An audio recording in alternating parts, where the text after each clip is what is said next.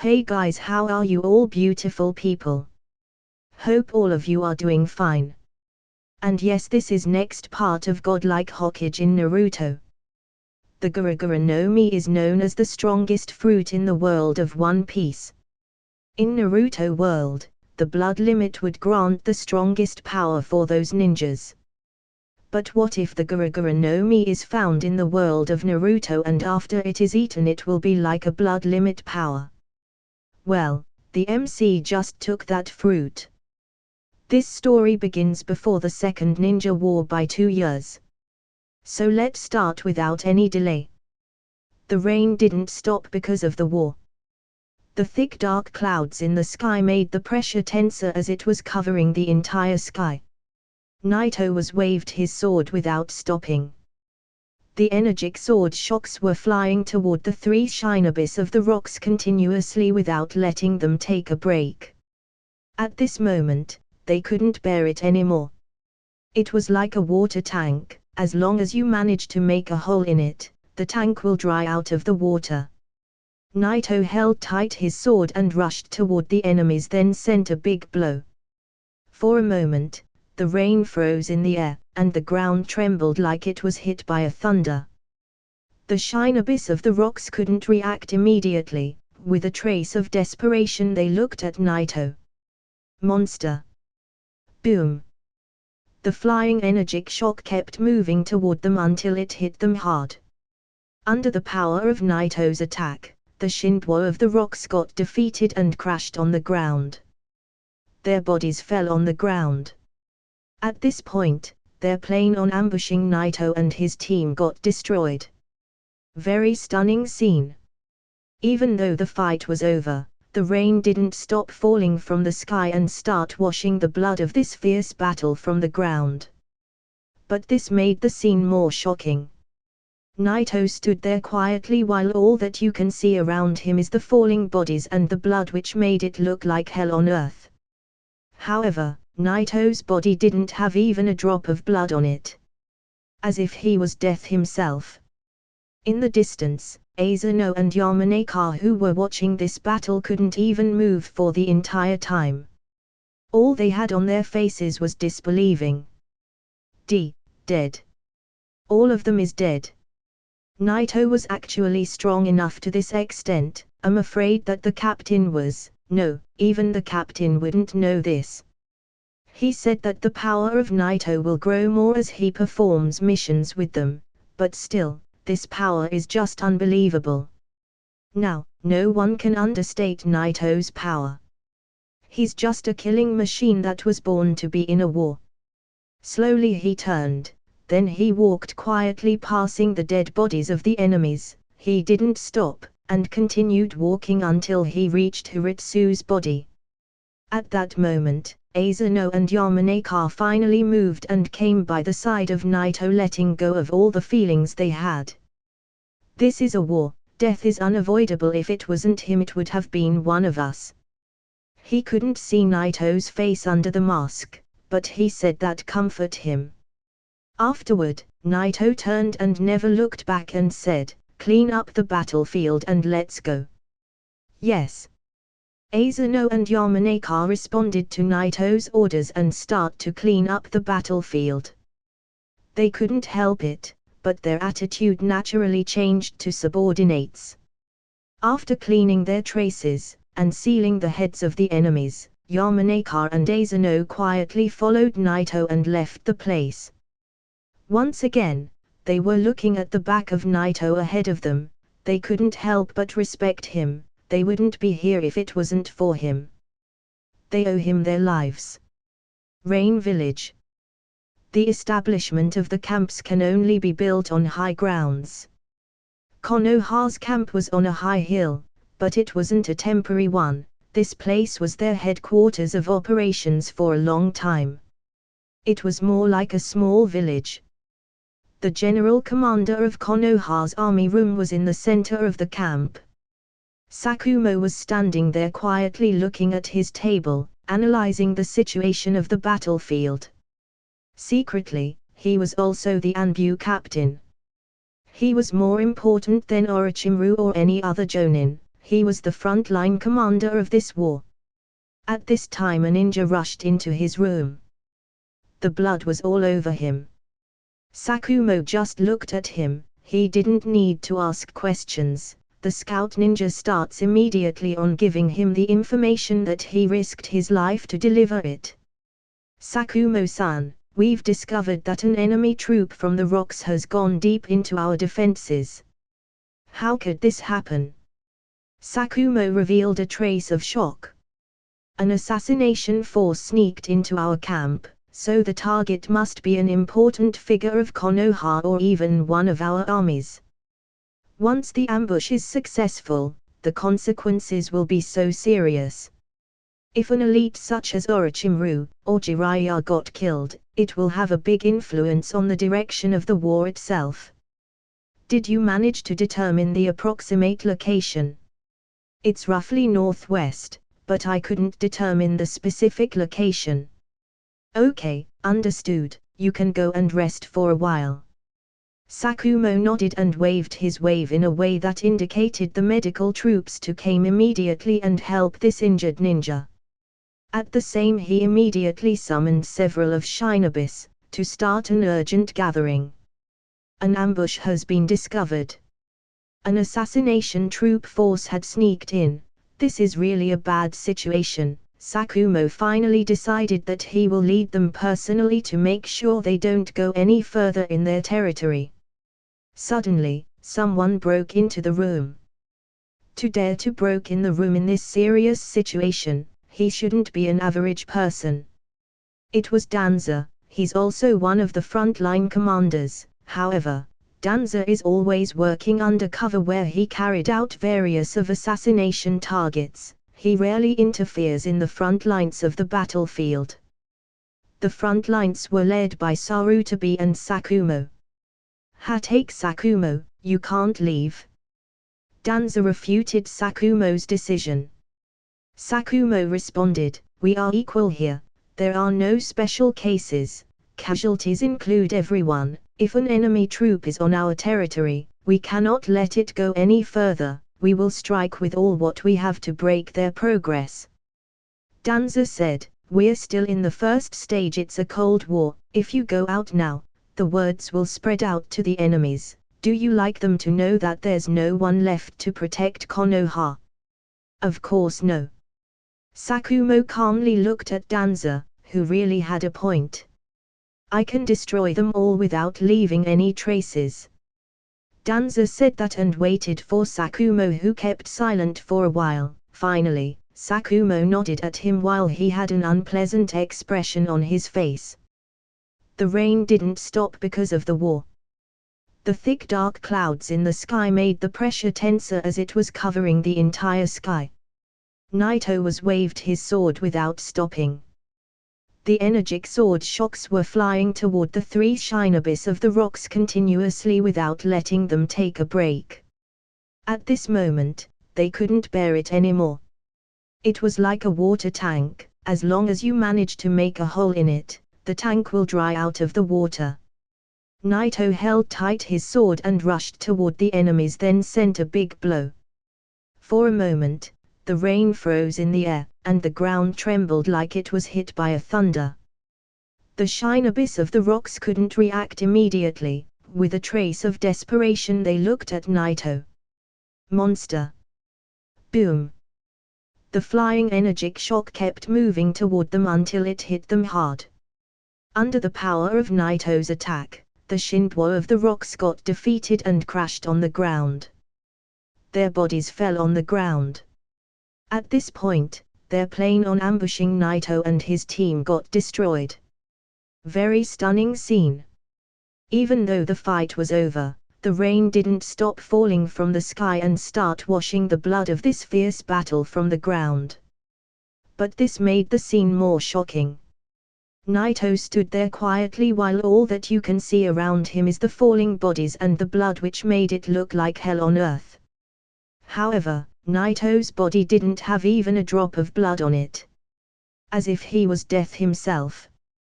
In the distance, Asano and Yamanaka, who were watching this battle, couldn't even move for the entire time. All they had on their faces was disbelieving. Dead. All of them is dead. Naito was actually strong enough to this extent. I'm afraid that the captain was. No, even the captain wouldn't know this. He said that the power of Naito will grow more as he performs missions with them, but still, this power is just unbelievable. Now, no one can understate Naito's power. He's just a killing machine that was born to be in a war. Slowly he turned, then he walked quietly passing the dead bodies of the enemies. He didn't stop, and continued walking until he reached Hiritsu's body. At that moment, Asano and Yamanaka finally moved and came by the side of Naito, letting go of all the feelings they had.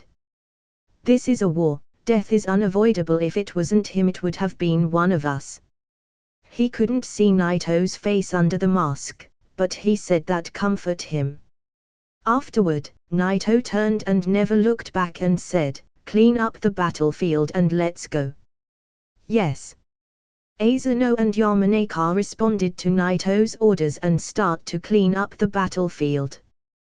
They couldn't help it, but their attitude naturally changed to subordinates. After cleaning their traces, and sealing the heads of the enemies, Yamanaka and Asano quietly followed Naito and left the place. Once again, they were looking at the back of Naito ahead of them. They couldn't help but respect him. They wouldn't be here if it wasn't for him. They owe him their lives. Rain Village. The establishment of the camps can only be built on high grounds. Konoha's camp was on a high hill, but it wasn't a temporary one. This place was their headquarters of operations for a long time. It was more like a small village. The general commander of Konoha's army room was in the center of the camp. Sakumo was standing there quietly looking at his table, analyzing the situation of the battlefield. Secretly, he was also the Anbu captain. He was more important than Orochimaru or any other jonin. He was the frontline commander of this war. At this time a ninja rushed into his room. The blood was all over him. Sakumo just looked at him. He didn't need to ask questions. The scout ninja starts immediately on giving him the information that he risked his life to deliver it. "Sakumo-san, we've discovered that an enemy troop from the rocks has gone deep into our defenses. How could this happen?" Sakumo revealed a trace of shock. "An assassination force sneaked into our camp, so the target must be an important figure of Konoha or even one of our armies. Once the ambush is successful, the consequences will be so serious. If an elite such as Orochimaru or Jiraiya got killed, it will have a big influence on the direction of the war itself." "Did you manage to determine the approximate location?" "It's roughly northwest, but I couldn't determine the specific location." "Okay, understood, you can go and rest for a while." Sakumo nodded and waved his wave in a way that indicated the medical troops to come immediately and help this injured ninja. At the same he immediately summoned several of Shinobis, to start an urgent gathering. "An ambush has been discovered. An assassination troop force had sneaked in. This is really a bad situation." Sakumo finally decided that he will lead them personally to make sure they don't go any further in their territory. Suddenly, someone broke into the room. To dare to break in the room in this serious situation, he shouldn't be an average person. It was Danza. He's also one of the frontline commanders. However, Danza is always working undercover where he carried out various of assassination targets. He rarely interferes in the front lines of the battlefield. The front lines were led by Sarutobi and Sakumo. "Take Sakumo, you can't leave." Danza refuted Sakumo's decision. Sakumo responded, "We are equal here, there are no special cases, casualties include everyone. If an enemy troop is on our territory, we cannot let it go any further, we will strike with all what we have to break their progress."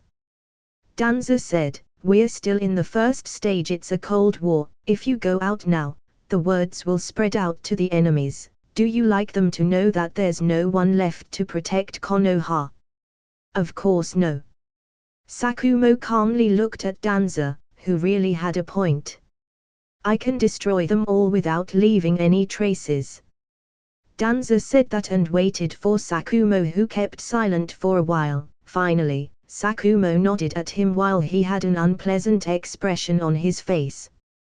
Danza looked at Sakumo with an evil stare and said, well, if you want to go to the mission this much, you can always go undercover. I will take over your place until you go back. Sakumo knew Danza's intentions, but he couldn't also trust him with an important mission like this one. Therefore, Sakumo prepared himself quickly for this mission, then left the camp. In order to perform this mission successfully, Sakumo needed to use another identity. He chose a dozen of his best men, then he quickly left the area. Sakumo and his team start moving so fast in order to caught up to the enemies. After they reached the place, there was a strong smell of blood. It seems the rain didn't wash it all away. Several shinobis from his team start circling the area looking for the enemies until they found the battlefield. It was like hell on earth. Everyone got shocked. Sakumo came to the place, but the cruel scene in the field was too much on him. He had a shocked expression. All the corpses on the ground belonged to the Rock's shinobis. They should be the ones who sneaked into their defenses, but all of them died. Who killed them? Who has such a power? Captain, all of them are from the Rock's village, but the wounds they have are really weird. It looks like they got all smashed by a powerful ninjutsu. Do you have any explanation? Sakumo asked calmly. It looks like it wasn't due to a taijutsu technique, but I have no idea what can do such a damage. It's more like a monstrous act. Humans shouldn't be able to do such a damage. The Anbu said that with confidence. Sakumo got lost in deep thoughts. At this time, one of the shinobis found something. Captain, there's a traces of a moving corpse over here. It seems to be ours. What? At that time, Sakumo followed the traces on the ground until he reached the corpse. Suddenly he showed a trace of surprise. He's one of the Anbus. It's really weird. If one of the Anbu got ambushed outside of the village, he will release a seal that will kill him immediately, then his body will vanish in silent. The Anbus won't give the enemies the chance to extract information from them since they know so much. Maybe he didn't have the chance to release the seal. What a weird situation. Does anyone recognized him? His face got messed up. An Anbu looked at the field with a shocked face, then said, we doesn't have any troop that capable to destroy a whole army like this one. Maybe it's one of the frontline captains, or maybe he's one of the roots. Listening to several of his subordinates' analyses, Sakumo's expression changed a little bit. Finally, he shook his head and said, well, since they are dead, we don't have any business here. We should head back to the camp. He should be one of us. Maybe we will know the moment we head back. Maybe it's one of Orochimaru's ninjutsu. However, these wounds really remind me of someone. Sakumo looked at the Anbu, then he started moving back to the camp. He knew what the Anbu meant by his this. He also thought of Naito, but he already tested Naito's power. He doesn't have such a power. This is so far away from his level. Most of them were certain that it was Orochimaru. Orochimaru was known as one of the most powerful shinobis in Konoha, but secretly he was also one of the side Anbus captains. The village hidden by rain, Konoha's camp. After Sakumo left the place, Danza was temporarily in charge of everything. He's the second under Sarutobi. His status is definitely higher than Hatake Sakumo. At this time, a masked root ninja appeared in front of Danza, and said, Danza-sama, a group of Anbus came back from a mission. Well, let them in. Danza nodded at him. Almost all of the Anbu were taken by Sakumo, so it was natural that his men were handling everything instead. Shortly, Naito, Yamanaka, and Asano came in. They returned to the camp since their captain got killed. Naito didn't know how to hand over the rest of the tasks, so he decided to directly see Sakumo. However, what he didn't expect is that Danza was the one sitting in the commander room instead of Sakumo. Sakumo's team and Naito took different routes so they didn't encounter each other. Why, there's only 3 of you. Who's your captain? Danza didn't recognize Naito due to the mask and the cloak. Our captain Hiritsu got killed in the duty. Asano took a deep breath before he answers Danza's question. Danza got surprised. Hiritsu Kudo. Danza's route was a supplementary force and didn't have anything to do with the Anbu, but he still had a basic understanding of all the Anbus members. Your captain got killed. It should have been a very critical situation. It's really amazing that 3 of you could get out of there alive. Very good. Danza nodded, then he looked at Naito. He didn't recognize him at first, but the moment he knew that they were the 8 team, he knew it was Naito, although he was wearing a mask. After a few moments, Danza stood up, then he looked at them and said, "You 3, come with me." Asano and Yamanaka were about to follow the order. Suddenly Naito faced him and said, "Sorry, but you have no right to order us." What? Danza's eyes instantly changed its colors, then he stared at Naito. Is that so? Yes, we're Anbus who works directly under the lead of the Hokage. Apart from the captain and HolyOniiSama, we don't follow anyone's orders. Naito responded calmly to Danza. Is this a joke? Danza wants to take them 3 with him. Gods know what he's gonna pull out. Following Danza is a nonsense. Danza looked at him with a cold stare, then said, "If the Anbu captain isn't here, and the Hokage is not here, the leadership goes temporarily to me. Are you willing to disobey?" In a flash, Danza starts to put pressure on him. However, Naito wasn't afraid. "I need to see an authenticate document from the Hokage that accord what you said." Naito looked at Danza with a calm expression. At this time, Asano and Yamanaka couldn't pick a side. Naito was clearly in charge of them, but, obviously, Naito and Danza have some kind of conflict. Danza narrowed his eyes while he stared at Naito. At first, Sarutobi was the one who's protecting this kid, but now, Naito dares to face him. That little devil thinks since he joined the Anbu he can go against him. Even if his talent was unique, he's just a little kid who didn't grow up yet. "You arrogant kid!" Danza yelled at Naito with a stare on his face. Whoosh! Suddenly several masked shinobis from the root appeared in the room. Naito got surrounded. The situation got really tense and dangerous. Suddenly a voice came from outside. "Danza, who gave you the right to attack my men?" The voice instantly changed the color on Danza's face. He looked very surprised. "Take Sakumo. How could he go back so fast?"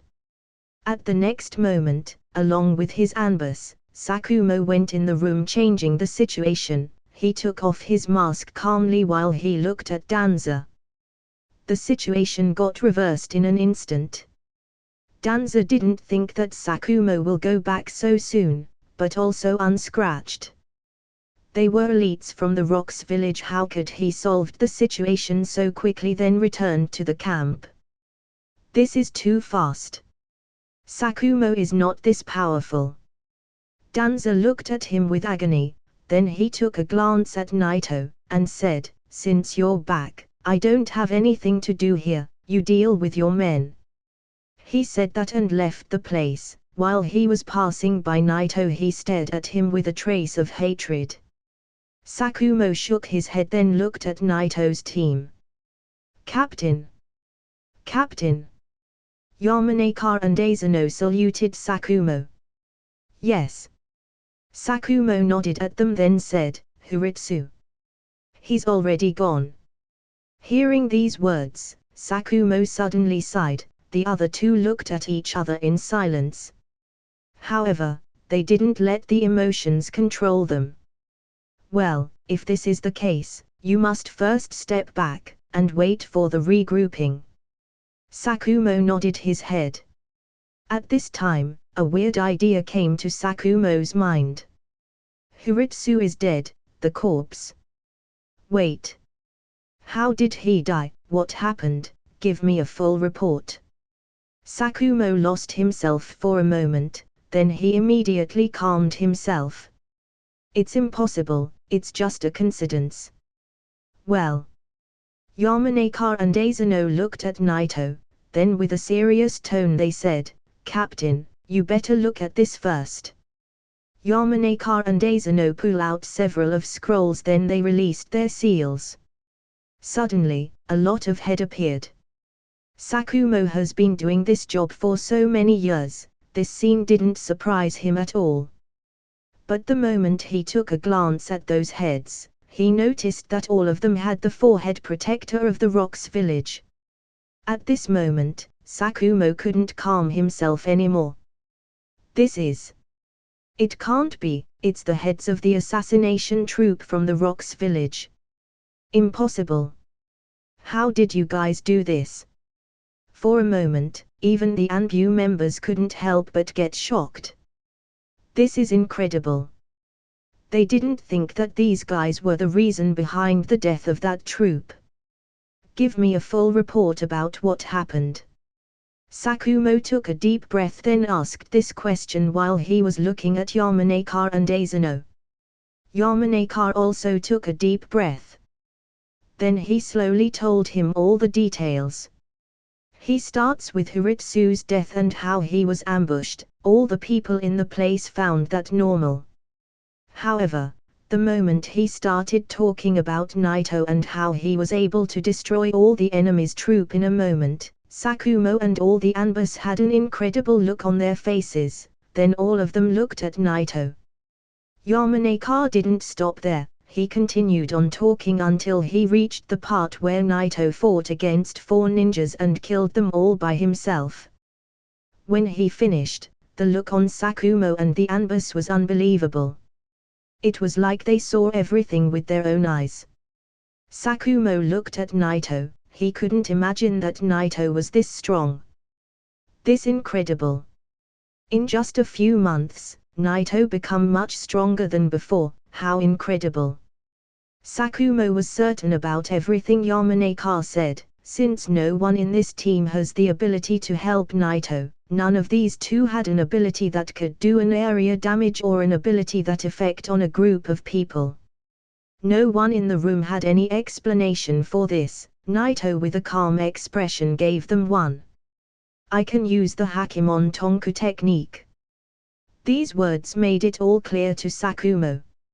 Everyone heard the stories about Mato Dai. The Hakemon Tonku technique can really enhance the power of the person to a whole different level. So this is the case. Sakumo was aware of the relationship Naito has with Dai, so it made sense that they've practiced this technique with each other. However, Naito explained that his technique was totally different than the one Dai is using. A permanent enhancement. Even though they all understood how Naito was able to pull this out, they all got very surprised. What a great technique! Incredible! Naito has such a strong technique at this age, it's almost impossible to imagine how much power he will gain in the future. Sakumo took a deep breath, but still, he looked a little bit surprised. He looked at Naito and said, I will report this to the Hokage. You Naito, you should go and rest. The side effect should be very hard on your body. Yes. Naito didn't explain that part, he just nodded and left the room. The anbus in the room dazzled out looking at him and didn't wake up until he left the place.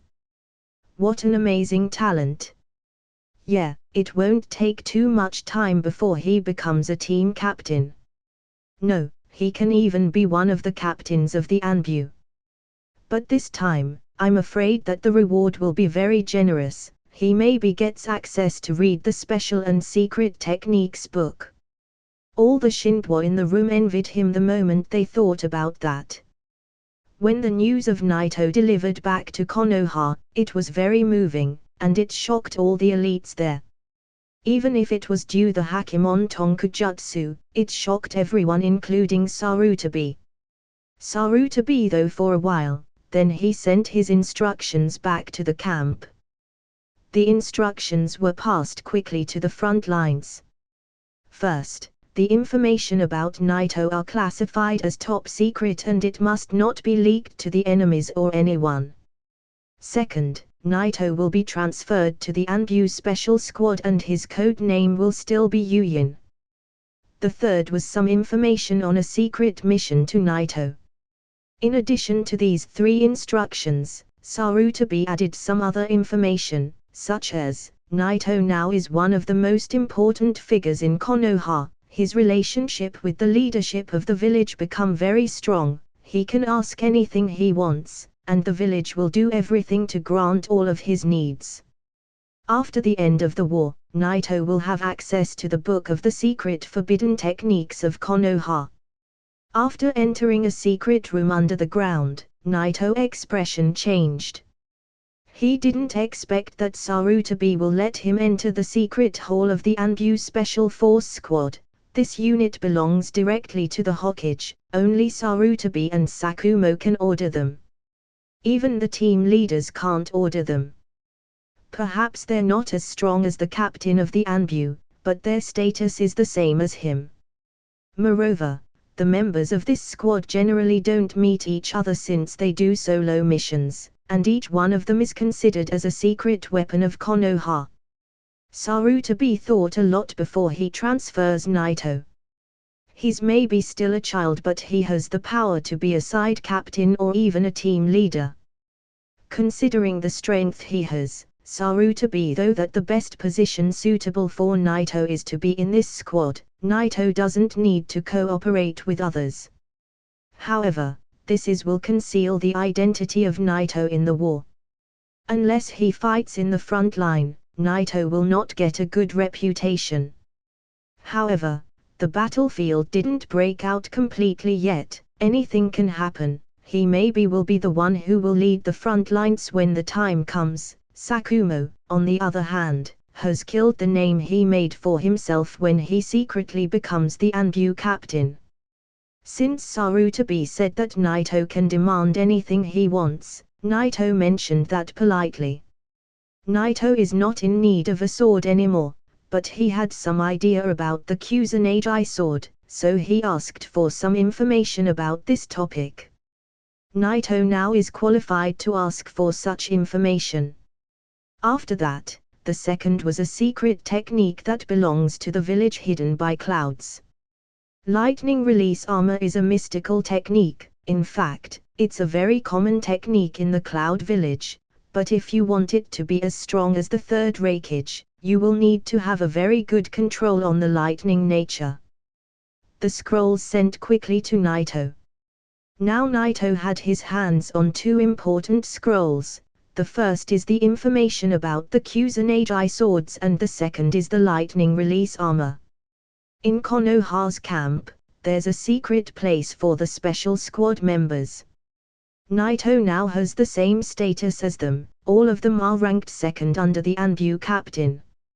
So there's a special room for Naito, and the space in the room was very large. After returning to his room, Naito took a look at the two scrolls. He first read the scroll about the Kusanagi sword. At first glance, Naito revealed a thoughtful expression. The information about the Kusanagi swords was very detailed. It first started with the history of these swords. These swords were handmade by the Kusanagi clan, and their work was named after them. There are more than a single sword, and they all have different abilities. Such as the Kusanagi sword that Orochimaru had. That sword can quickly extend and retract its blade to attack from long distances, also it can turn to countless snakes. Even the sword of Uchiha Itachi was made by the Kusanagi clan, it was the one that Orochimaru was looking for. It has the ability to seal anybody, and it was a very suitable match for his Susanoo. There's no limit to the number of the Kusanagi swords, but in this scroll, they only had information on 3 of them. Naito doubted the information in this scroll because in the original story only 3 of them appeared, but maybe there's more. For thousands of years, the Kusanagi clan kept working on their swords, generation after generation, from village to another, until they ended up in a small village. But during the First War, this village got destroyed. And all the Kusanagi swords disappeared. At the end of the scroll, there was a strange information. It says that if all the Kusanagi sword were gathered together, it will gain a special ability, but the ability was unknown. Seeing this, an idea crossed Naito's mind. Orochimaru wanted to collect all the Kusanagi swords in his days. There must be a reasonable reason for this since the Kusanagi sword he had was really suitable for him. There was a following information on the 3 Kusanagi swords. It says that there's a rumor about one of the Kusanagi sword being in the village hidden by sand since they were the ones who attacked the village where the Kusanagi clan lived. This is mean, that Orochimaru didn't get his hands on the Kusanagi sword yet. As for the other 2, it said that one of them appeared on the black market, then it disappeared, and the other one is completely disappeared. The information on the scroll ended here. Naito closed the scroll and burned it immediately. Although he wasn't completely satisfied, at least he was able to get some information, it was better than nothing.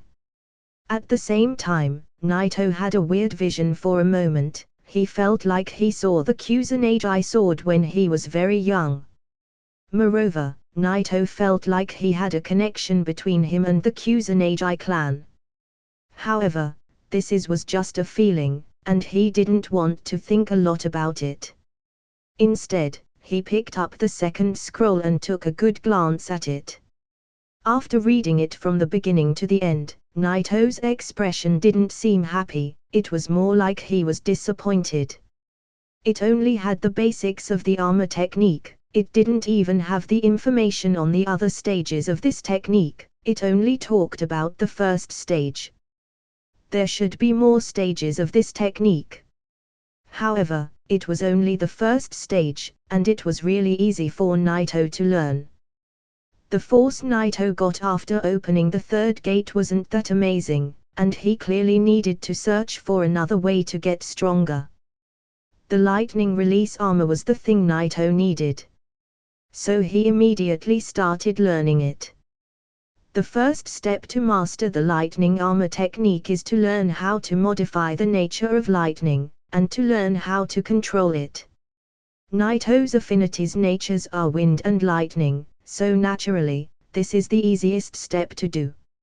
As for chakra amount, it wasn't a problem for Naito. After all, Naito's current amount of chakra reached the level of Jonin, and it's fully up to the standards of practicing this technique. As for the control of the chakra, Naito's control is not compared to an average person. It took almost no time for Naito to control his chakra nature. Naito at this time, even if he wants to learn the Chidori, it won't take him too much effort. However, Chidori needs printing, even the upgraded version Reikiri has the same issue, it's not suitable for Naito, he's learning the lightning nature just for the sake of the armor technique. Practicing the armor technique was easier than what Naito expected. Maybe it's due to Naito's strong body that can withstand the lightning stimulation. Due to this technique, Naito didn't only get physically stronger, but his nerve system got better, which reflected on his speed. And with this enhancement, Naito didn't only get faster, but he got as twice as fast. Naito could only attack from 3 directions before when he used the Kuzuo technique, but now he's able to attack from 5 different directions. Of course, the 5 directions wasn't his limit, he can get even faster, but the power of the shocks didn't reach that stage when he can use it like this. After all, the source of his speed is a different one from the source of his shock's power. However, the enhancement he gained physically made his shock more powerful. With a full power punch from the Earthquake Release Brutal Force technique, he's now capable to smash a high-level A-class ninjutsu. The ordinary use of the Earthquake Release Brutal Force is now capable of smashing a mid-level A-class ninjutsu. Now, for Naito, the ordinary use is called Brutal Force and the serious punch is the Super Brutal Force technique. After reaching the level of a Jonin, the consumption of using the Brutal Force technique become really low. The practicing of the armor technique brings with it a lot of enhancement to Naito in all aspect. Although the first stage didn't complete yet, Naito was already looking forward to the second stage and possibly the third, considering that he will encounter some of the Shinobis from the Cloud Village. It took him a month to finally reach the first stage and half of the second. Sarutobi finally sent orders to Naito. Naito got the information on this mission a while ago, but since he needed to learn the armor technique first and the mission wasn't that urgent, he delayed it, but now the war became more and more fierce, and he couldn't delay it anymore. Moreover, doing missions won't affect on his training. Naito's mission was very special. He needed to go undercover and dresses like an ordinary person, then mix up with the people in the Rain Village. Naito needed to spy on the Rock Shinobis, and also on Hans of the Salamander. However, Naito completely ignored Hansa since he already knows that he won't be there, and he will fight later with the 3 Sannin. However, Naito's target wasn't only Hansa, he had some Shinto from the rain, the rocks, and even from the sand. The assassination was one of his tasks. Spying and assassination were the kinds of tasks that handled by the Special Force Squad.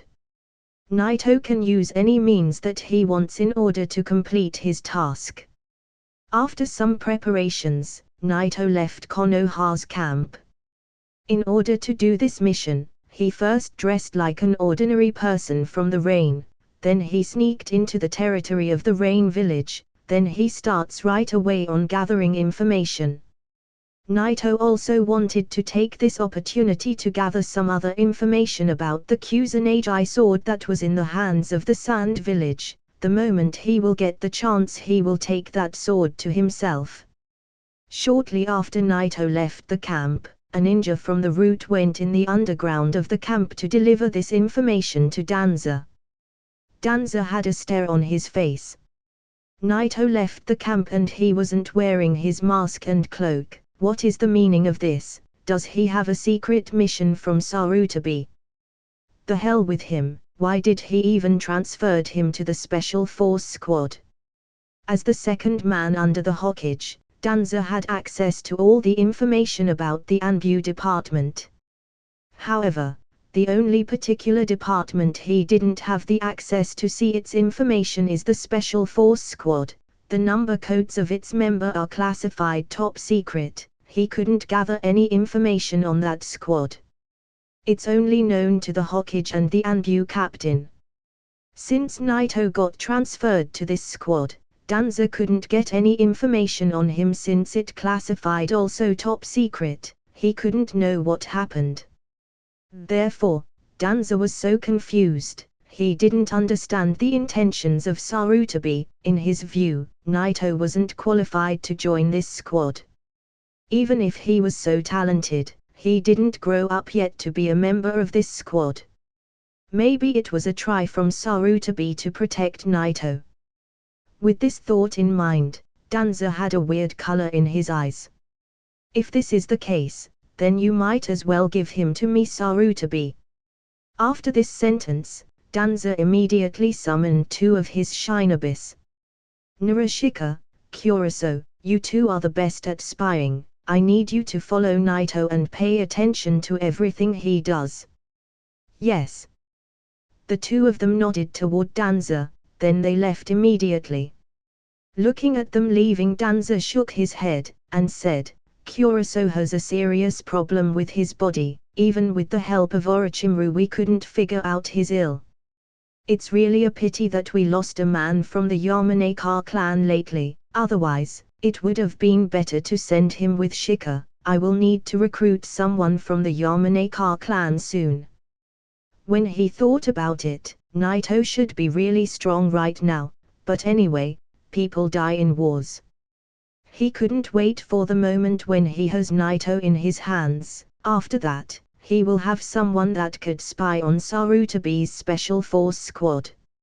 A talented kid, with a strong bloodline technique, Naito will be the best tool in his hands.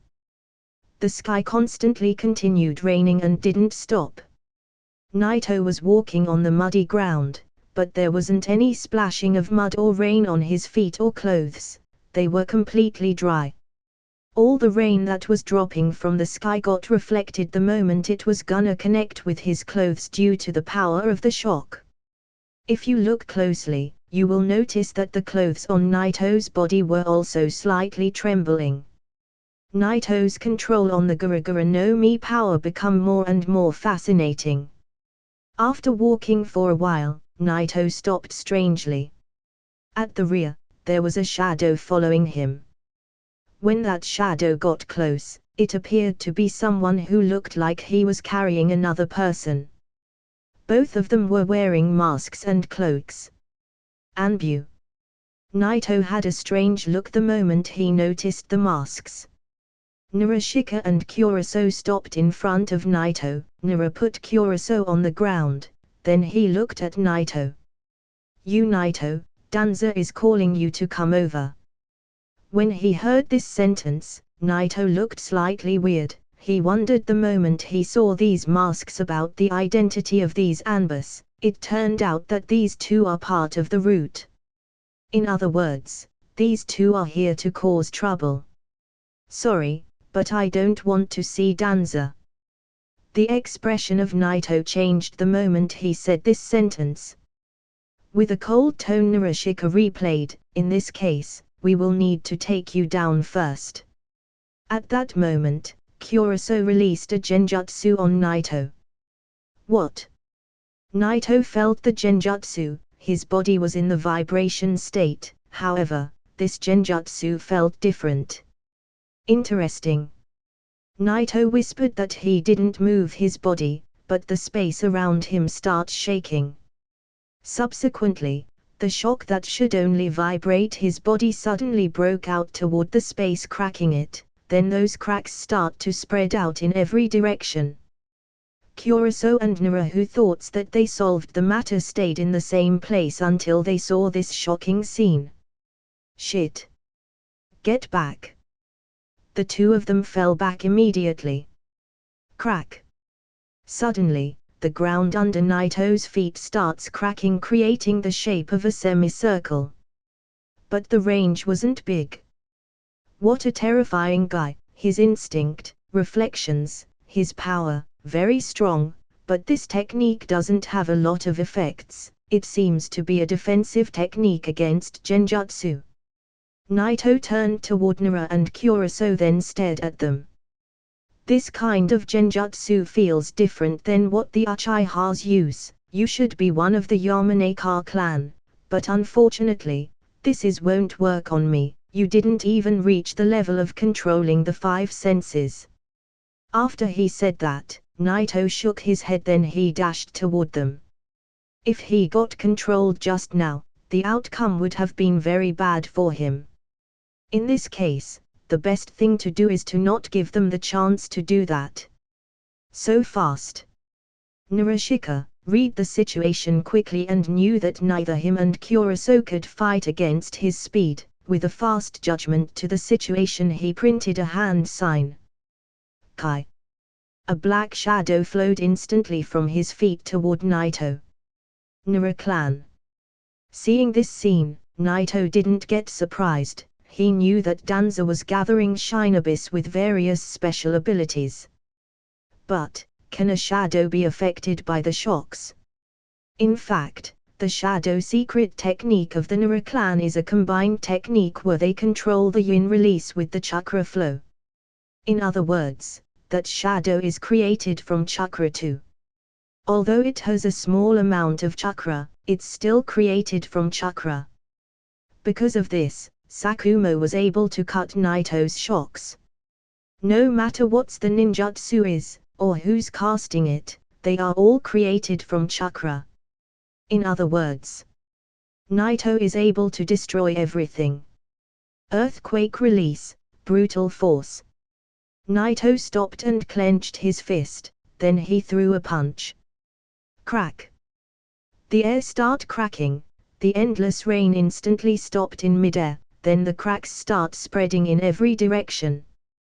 The space and the ground looked like they got wrapped into each other under the power of the shocks. The shadow that Narashika cast got smashed by this power, then it starts to shrink until it got back under his feet. After that, it turned back to an ordinary shadow. What? Looking at this scene, Nara's heart sank in desperation. He didn't even move or cancel the seal. Even though he is trained as a root member to not have any kind of feelings, at this moment, he was full of all kind of emotions. Countless deaths, and battles, and he never felt like this. This is just too incredible. The enormous shock didn't stop there but also reached the two of them who didn't have any chance to escape. At a second the two of them were sent flying by Naito's technique, their masks got destroyed in midair, then the two of them fell on the muddy ground. This guy's intelligence is not compared to Shikaku's, no, it's not even compared to Shikamaru. Naito stood up and looked at the two of them. Even though they are a very talented shinobis who were worthy to be members of the root, they still weren't worthy enough to fight against him. Ninjutsu, Keki Genkai techniques. It seems that I'm able to destroy any kind of powers. Looking at this scene, Naito couldn't help but whisper this sentence. The power to destroy any kind of ninjutsu. There's no doubt that the only person who had this kind of power is the Sixth Path himself. The level of the shocks Naito has reached is getting more and more similar to the power of the Sixth Path, the power that no ninjutsu can overwhelm. Of course, Naito has not yet encountered a Jinchuriki or someone who uses the power of the Sixth Path to compare his power to them. Naito took a glance at the two bodies on the ground. Then he left the place. A long time after Naito left, a group of the root suddenly appeared in the place. Narashika is indeed dead, but he sent a message with all the information before he died. After receiving the information from him, Danza's expression became awkward. This is impossible. There were some of the root's ninjas standing beside him, but they were too afraid to even speak. He had a very horrified expression on his face. The information Shika left for Danza was an analysis of the Naito's strength and ability. Originally, Danza was expecting that the two of them will fail to bring Naito to him, so he wasn't that surprised by the outcome. But after he saw the information about Naito's strength, he was shocked. Naito's is so powerful. No wonder that Sarutobi transferred him to the Special Force Squad. He wasn't trying to protect him, Naito is just qualified to join it. For years Danza observed the growth of a lot of geniuses such as Orochimaru. However, he never saw an improvement like the one Naito has achieved. The growth of Naito is surprising every time. He became certain that there's no way to control Naito anymore. Danza took a deep breath to calm down. His eyes were shining. Naito, with his fast improving, sooner or later he will become uncontrollable. Sarutobi, what the hell are you doing? Rain Village, in a small town. In a dar corner, there were 3 ninjas whispering. What's the situation? There's still no movements taken by the rain. Konoha and the rock also didn't take any more movements. We're expecting them to move very soon. We need to know every movement before it got too late. Understood. The 3 ninjas exchanged information with each other. And just as they were about to leave, a figure appeared beside them. It was extremely fast. Although the 3 people felt his presence, they couldn't dodge. They didn't even have time to cast a substitution technique. Whoosh! All that they could see is a silver flash moving toward them. He stopped for a moment and they saw a figure holding a sword. He was wearing a raincoat that is a common thing to wear in the rain village, but it was a little worn up. They couldn't take a good look at his face, but his eyes were shining with confidence. It's you, Naito. It was really boring listening to you guys for such a long time. He turned around, then shook his head and sighed. The 3 ninjas at this time knew that this was a dangerous situation. They wanted to run, but their upper bodies couldn't move. Splashing blood. Naito put his sword back on his scabbard and suddenly the 3 men fell on the ground. Naito killed the 3 of them. There was no blood on his blade while he was putting it back into his scabbard. Naito turned and looked at them. Kai. Pushy. Naito's sword disappeared instantly, then the scroll got marked by some letter that representing the seal. Since he can hide it, Naito doesn't have to carry his sword on his back all the time. If it was a short sword, he wouldn't consider doing that, but the sword is so long, so he needs to seal it every time. However, it's really easy to unseal it at any time. He put the scroll in his pocket, then he turned and left the place like nothing has happened. This is a small town in the rain village that Naito stayed in it for a few days now. But he didn't get any useful pieces of information.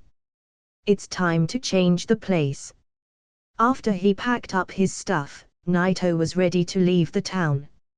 However, as Naito was walking through the streets, he heard some noise from a distance. This town isn't big, there are only a few ninjas, and most of the people around here are ordinary. Although it's one of the main villages in the rain, it's really calm one since it's not in the middle of the battlefield. However, it's only temporary, the war will reach this place sooner or later. Catch them both. These 2 are thieves. The screams were all around the place, and the crowd was in chaos. There were 2 persons running through the crowd holding some loaf of bread. The people chasing them couldn't chase the 2 of them due to the big crowd. Naito wasn't interested in solving this situation, so he kept walking until he heard a word that stopped him immediately. Konnan. Let's go. A teenager with orange hair rushed through the crowd, followed by a little girl with a blue hair. Some guys continued on chasing them. It's them. Naito got a little bit confused. These 2 seems very familiar. Yoriko and Konnan. Nagato was missing, but definitely, they were the 3 kids that Jiraiya trained. He didn't expect to encounter such important people in a small town like this, but it appears that they still didn't start their organization yet.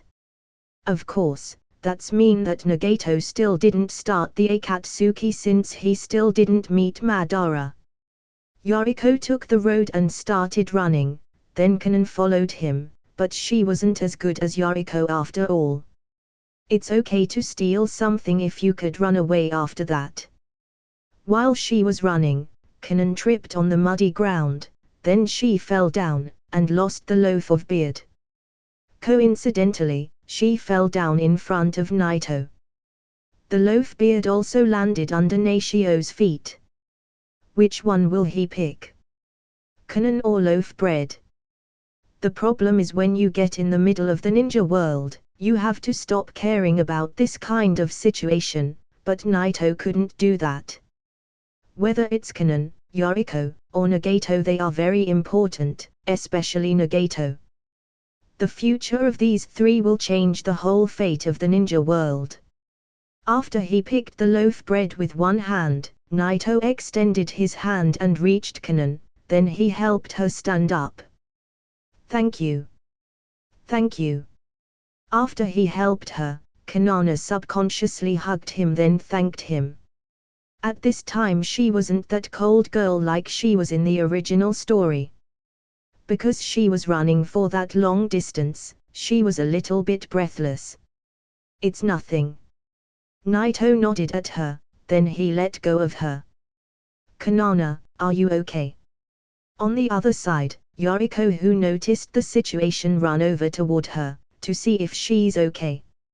At this time, the seller who was running behind them caught up to the place where the three of them were standing. Catch those three over there. They are thieves. Although it was strange how he suspected Naito to be one of them, it was only because they seemed to be at the same age. This is bad. Run. Yoriko's expression changed immediately, then nodded toward Konnan. Konnan got a little bit stunned for a moment, then subconsciously she looked at Naito. Follow me. Although Naito wasn't one of them, she couldn't just leave him behind, he may get caught by them. Konnan emotions made her make a move without even thinking. She reached Naito's arm then started running. Naito's expression got a little bit weird, but he didn't say anything. Konnan pulled him for a few steps then he started following her. The three started running in the streets of the village until they lost the people who were chasing them and got out of the place. Humph, humph. After running for this long time, Yohiko got breathless. Konnan seemed to be the same way, but she was holding out. Naito, on the other hand, didn't look tired, he kept looking at these two. After resting for a while, Yoriko noticed that Naito didn't get exhausted. Naito couldn't help but smile at them and say, "You guys are really good physically, it doesn't seem like you're completely tired." Yoriko. Konnan looked at Naito while she revealed an embarrassed expression, then she said, "I am very sorry, but I am really tired." "It's okay." Naito smiled at Konnan, then he handed her the loaf of bread saying, "This is yours." "No, we've got you into trouble too, so." "Hey, Konnan, stop it, obviously people like him don't need something like this." Yoriko interrupted her. Konnan got embarrassed, but Naito took it from her hand with a smile on his face. "I am very sorry, but we're orphans, this is the only way we have to survive in this world. I am also an orphan." Listening to Konnan's words, Naito whispered that. At the same time, Naito's expression got so lonely, he didn't have the chance to know his parents in this world too. He only has some vague memories of them. Konnan apparently didn't expect Naito to be the same as them, so she got surprised for a moment when she heard that sentence. She looked at him and noticed that his clothes were also the same as her, worn and damaged. And just by seeing the expression Naito had when he said that, she knew that he wasn't lying. "Oh. So you're also an orphan?" Yoriko looked at Naito with amazement and said, "But you don't have pale skin like we have, also your physical strength is really good." After he said that, Yoriko's eyes flashed, then looked at him and smiled, "Do you want to join us? Naito is obviously stronger than them, if he joins them, life will get easier." Naito wanted to refuse. But he looked at Konnan first and knew that these two will change the fate of the world. Suddenly, an idea crossed his mind. "Yes. Great." Yoriko laughed then smiled at Naito greeting him, "My name is Yoriko, and this is Konnan." "You Naito." Naito didn't mind giving them his true name since he didn't reach the level where his name got so famous to be known in a far village like the rain. "Well, since you've become one of us now, let me show you our base. Yoriko patted Naito's shoulder, then he took the lead. Naito looked at Yoriko and felt a little bit uncomfortable. Because he will never forget that terrifying face of pain, he will need a little time before he gets used to looking at him. Konnan gently nodded toward Naito, then she followed Yoriko. Soon, Naito followed the two of them into a cave. It was full of stolen things, such as food and clothes, which are necessary to survive. Naito looked at this scene with interest. This is actually very good. Yoriko sat on a wooden table, then he smiled at Naito. Naito shrugged. Right, what about you? Thinking of his physical strength, Yoriko asked Naito if he had something like this. Naito shook his head and said, I have nothing. Okay. This won't work. Yoriko showed a helpless expression, then jumped off the table and looked at Naito with a serious look. Although you have this great physical, and you seem to be very strong, what a waste, how did you survive until now?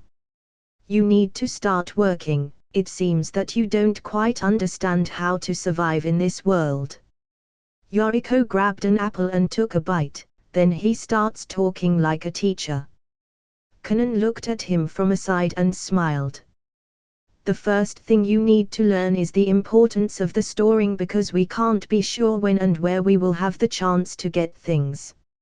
In addition, you also need to pay attention when to steal and from whom. Some of them won't give you the chance, especially those guys who wear forehead protectors. These guys are terrible, once you approach them, you will likely end up dead. Saying that, Yoriko's expression changed. It was as if he already seen this scene before. On the other side, Konnan was quiet. She becomes an orphan after her whole village got destroyed in the war. As for stealing, it's not only about grabbing things, you will need to escape after that. After all, if you get caught you will get yourself into a big trouble, but, with your physical strength you should be fine. Yoriko smiled at Naito, but he was a little envious of Naito's strength. In short, there's only one important thing to keep it in mind, don't provoke those ninjas. Ordinary people like us are like ants to them, they will kill us immediately. After he kept talking for a while, Yoriko noticed that Naito wasn't listening to a word he said. His expression changed immediately and got really angry. He grabbed Naito's shoulder. Hey! Are you listening? Don't blame me later if you end up dead. Naito, Yoriko is right, those ninjas are really dangerous, you must remember this. With innocent look on her face, Konnan didn't help but look at Naito and say, you may get badly beaten if you got caught, but with those people they will hunt you down like an animal, then they will kill you. We don't have the power to fight against those guys. Actually, I'm also a ninja. Although it was strange how he suspected Naito to be one of them, it was only because they seemed to be at the same age. This is bad. Run. Yoriko's expression changed immediately, then nodded toward Konnan. Konnan got a little bit stunned for a moment, then subconsciously she looked at Naito. Follow me. Although Naito wasn't one of them, she couldn't just leave him behind, he may get caught by them. Konnan emotions made her make a move without even thinking. She reached Naito's arm then started running. Naito's expression got a little bit weird, but he didn't say anything. Konnan pulled him for a few steps, then he started following her. The three started running in the streets of the village until they lost the people who were chasing them and got out of the place. Humph, humph. After running for this long time, Yohiko got breathless. Konnan seemed to be the same way, but she was holding out. Naito, on the other hand, didn't look tired, he kept looking at these two. After resting for a while, Yoriko noticed that Naito didn't get exhausted. Naito couldn't help but smile at them and say, "You guys are really good physically, it doesn't seem like you're completely tired." Yoriko. Konnan looked at Naito while she revealed an embarrassed expression, then she said, "I am very sorry, but I am really tired." "It's okay." Naito smiled at Konnan, then he handed her the loaf of bread saying, "This is yours." "No, we've got you into trouble too, so." "Hey, Konnan, stop it, obviously people like him don't need something like this." Yoriko interrupted her. Konnan got embarrassed, but Naito took it from her hand with a smile on his face. "I am very sorry, but we're orphans, this is the only way we have to survive in this world. I am also an orphan." Listening to Konnan's words, Naito whispered that. At the same time, Naito's expression got so lonely, he didn't have the chance to know his parents in this world too. He only has some vague memories of them. Konnan apparently didn't expect Naito to be the same as them, so she got surprised for a moment when she heard that sentence. She looked at him and noticed that his clothes were also the same as her, worn and damaged. And just by seeing the expression Naito had when he said that, she knew that he wasn't lying. "Oh. So you're also an orphan?" Yoriko looked at Naito with amazement and said, "But you don't have pale skin like we have, also your physical strength is really good." After he said that, Yoriko's eyes flashed, then looked at him and smiled, "Do you want to join us? Naito is obviously stronger than them, if he joins them, life will get easier." Naito wanted to refuse. But he looked at Konnan first and knew that these two will change the fate of the world. Suddenly, an idea crossed his mind. "Yes. Great." Yoriko laughed then smiled at Naito greeting him, "My name is Yoriko, and this is Konnan." "You Naito." Naito didn't mind giving them his true name since he didn't reach the level where his name got so famous to be known in a far village like the rain. "Well, since you've become one of us now, let me show you our base." Yoriko patted Naito's shoulder, then he took the lead. Naito looked at Yoriko and felt a little bit uncomfortable.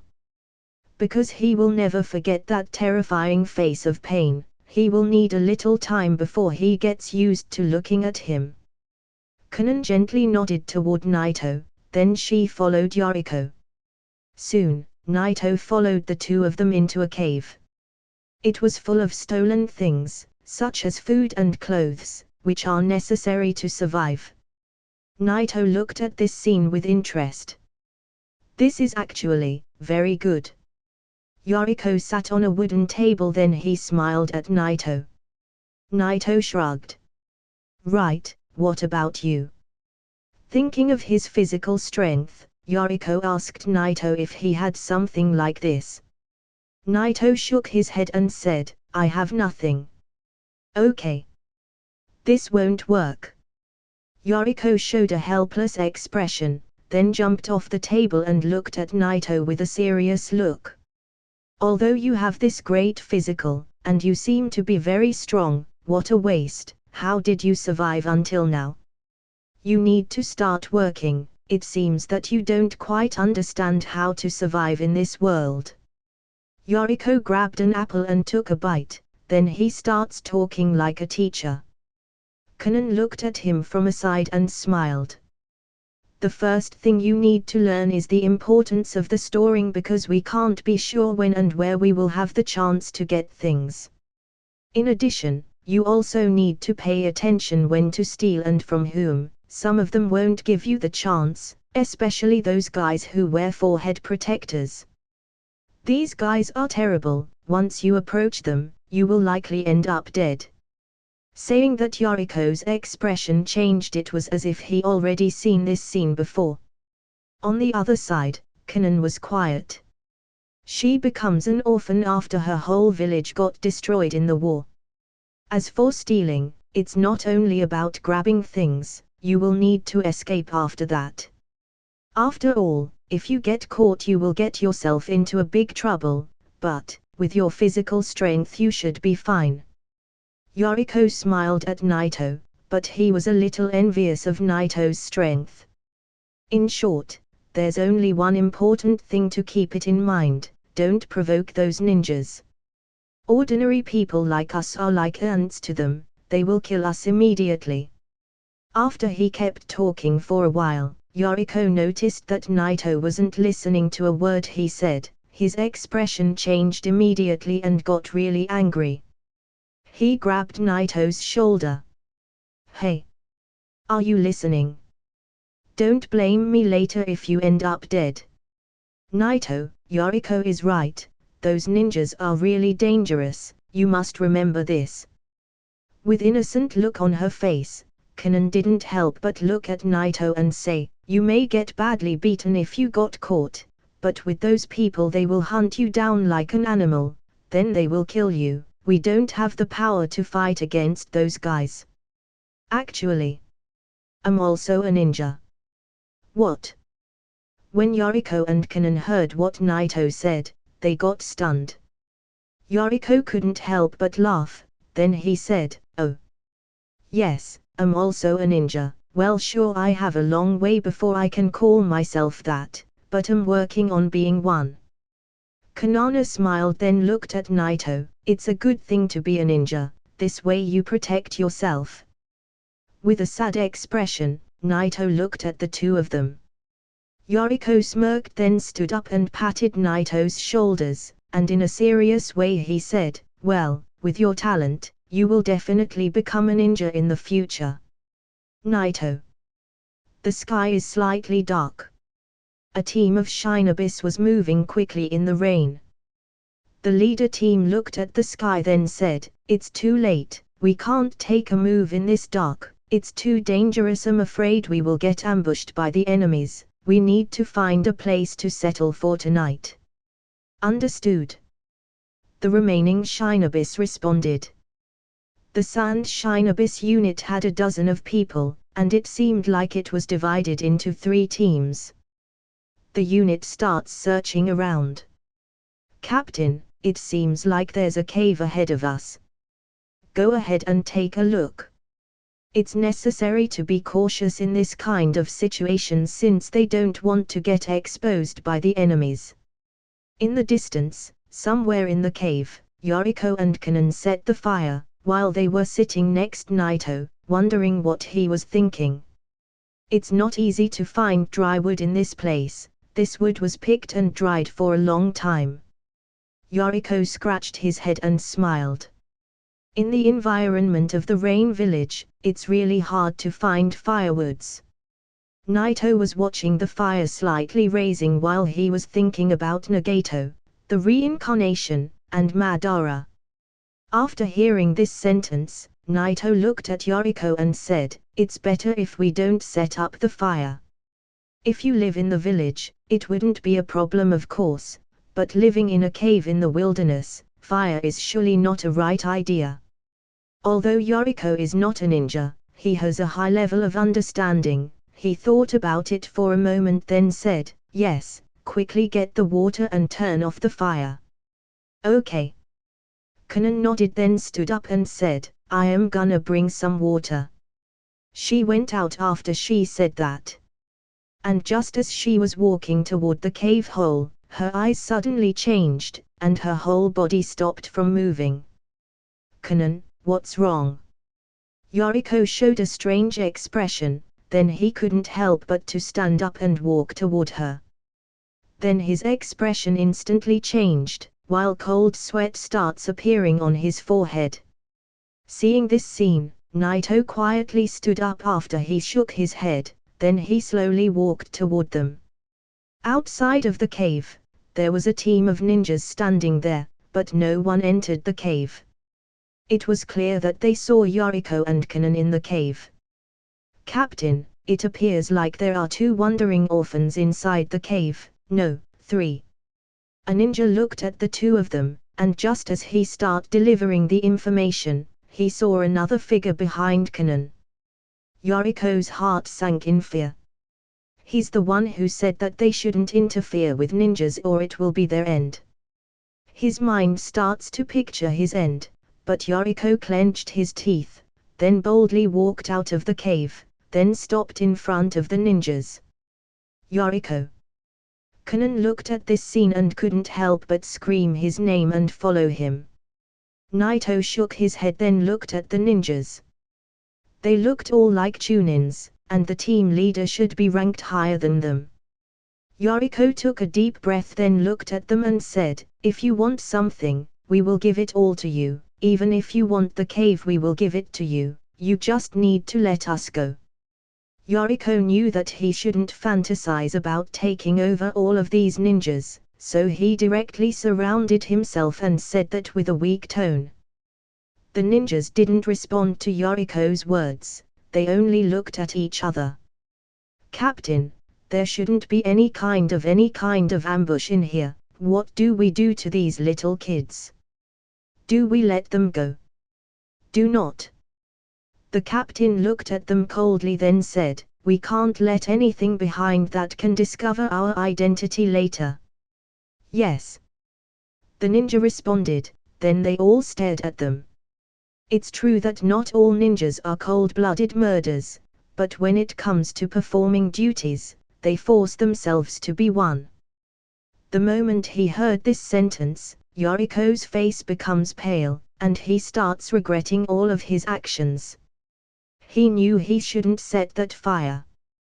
He just was trying to show off how much materials he had. If he didn't do that, these ninjas wouldn't find out about this place.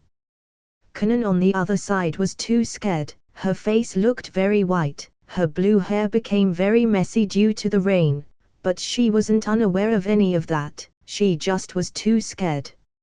She even felt like she was gonna faint. In the face of these ninjas, there's no way to resist, no way to escape. In desperation, she couldn't help but glance at Naito, who was next to her. She kinda felt like she wanted to apologize to him. If she didn't bring Naito all the way in here, Naito wouldn't be part of this situation. A ninja in front of them starts printing hand signs. Kaiten. Gukeikyuu no Jutsu. Boom. In an instant, a big scary fireball was moving toward Yoriko and Konnan. Although in this environment of the Rain Village the fire jutsus are so weak, but still not for ordinary children like Konnan and Yoriko, they cannot block it. Well, they can't even escape it rather than blocking it. "It's over, we're dead." Yoriko's face was full of shame. On the other side, Konnan was so desperate, she wanted to apologize to Naito before dying, but she couldn't even move. At that time, Naito, who kept quiet for a long time, finally moved, passing by the two of them, then he stood in front of the fire ninjutsu. His expression was extremely calm. Then, with a simple move of his hand, Naito threw a punch toward the fireball. Suddenly he hit the space in front of him. Under the power of that punch, everything turned upside down. Boom! And the show of horror started. The ground in front of him starts shaking and breaking. The scene was extremely scary. As for the fireball, it got shattered into nothing, like it wasn't there in the first place. Even the rain stopped falling at that moment, everything in front of him got destroyed. It as if time itself stopped. The Sand Ninja didn't care about these kids and they were about to take over this cave. The ninja who cast the fire jutsu wasn't even considered to see the result of his attack. But the next moment stunned everyone in the place. Naito's punch destroyed that technique completely. The cracks on the air spread out in every direction, surprising everyone. The scene was so terrifying and unbelievable. The hell is this power? Impossible. How could this kid? Shit, run away. Just when they realized the situation, they wanted to retreat, but the cracks have already reached them. Even Yoriko and Konnan didn't believe what they saw. Getting hit by this kind of power directly will only mean death. Boom. Boom. Boom. In the blink of the eye, all of them got hit by that enormous shock.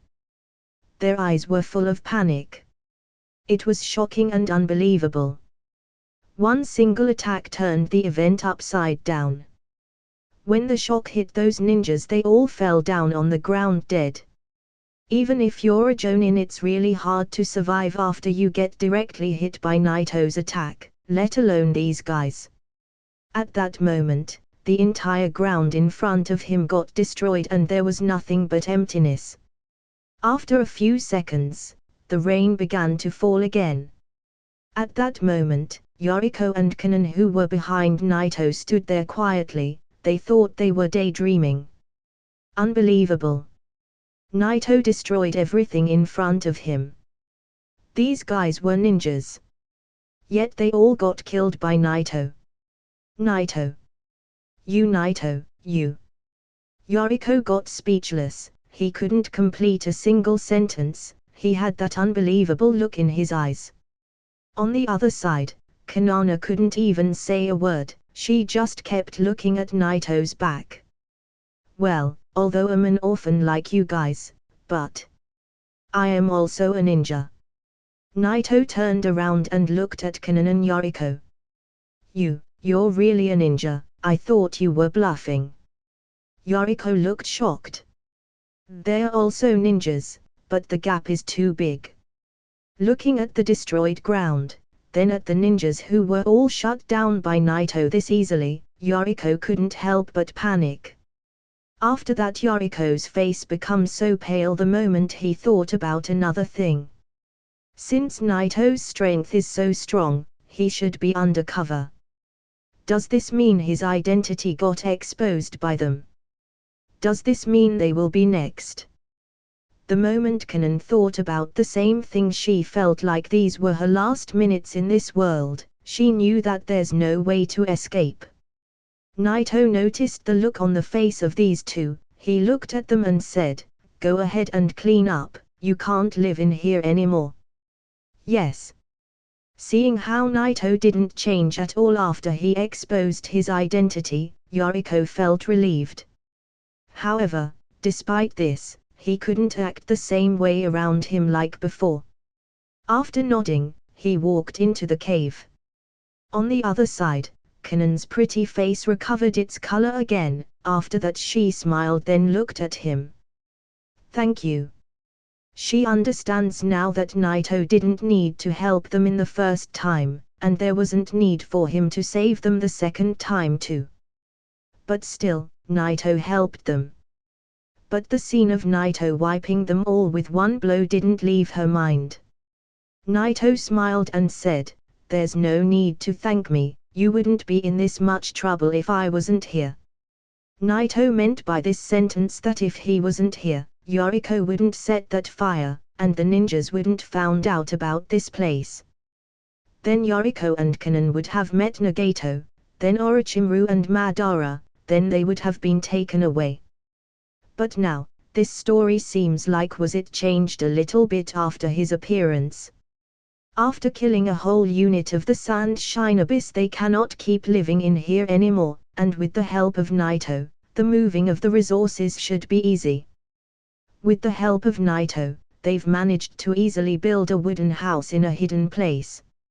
Naito didn't know if he will ever encounter Nagato, but he knew that it was impossible for him to die. As long as he has those eyes, he would be fine. The most important thing is that he doesn't turn to the dark side.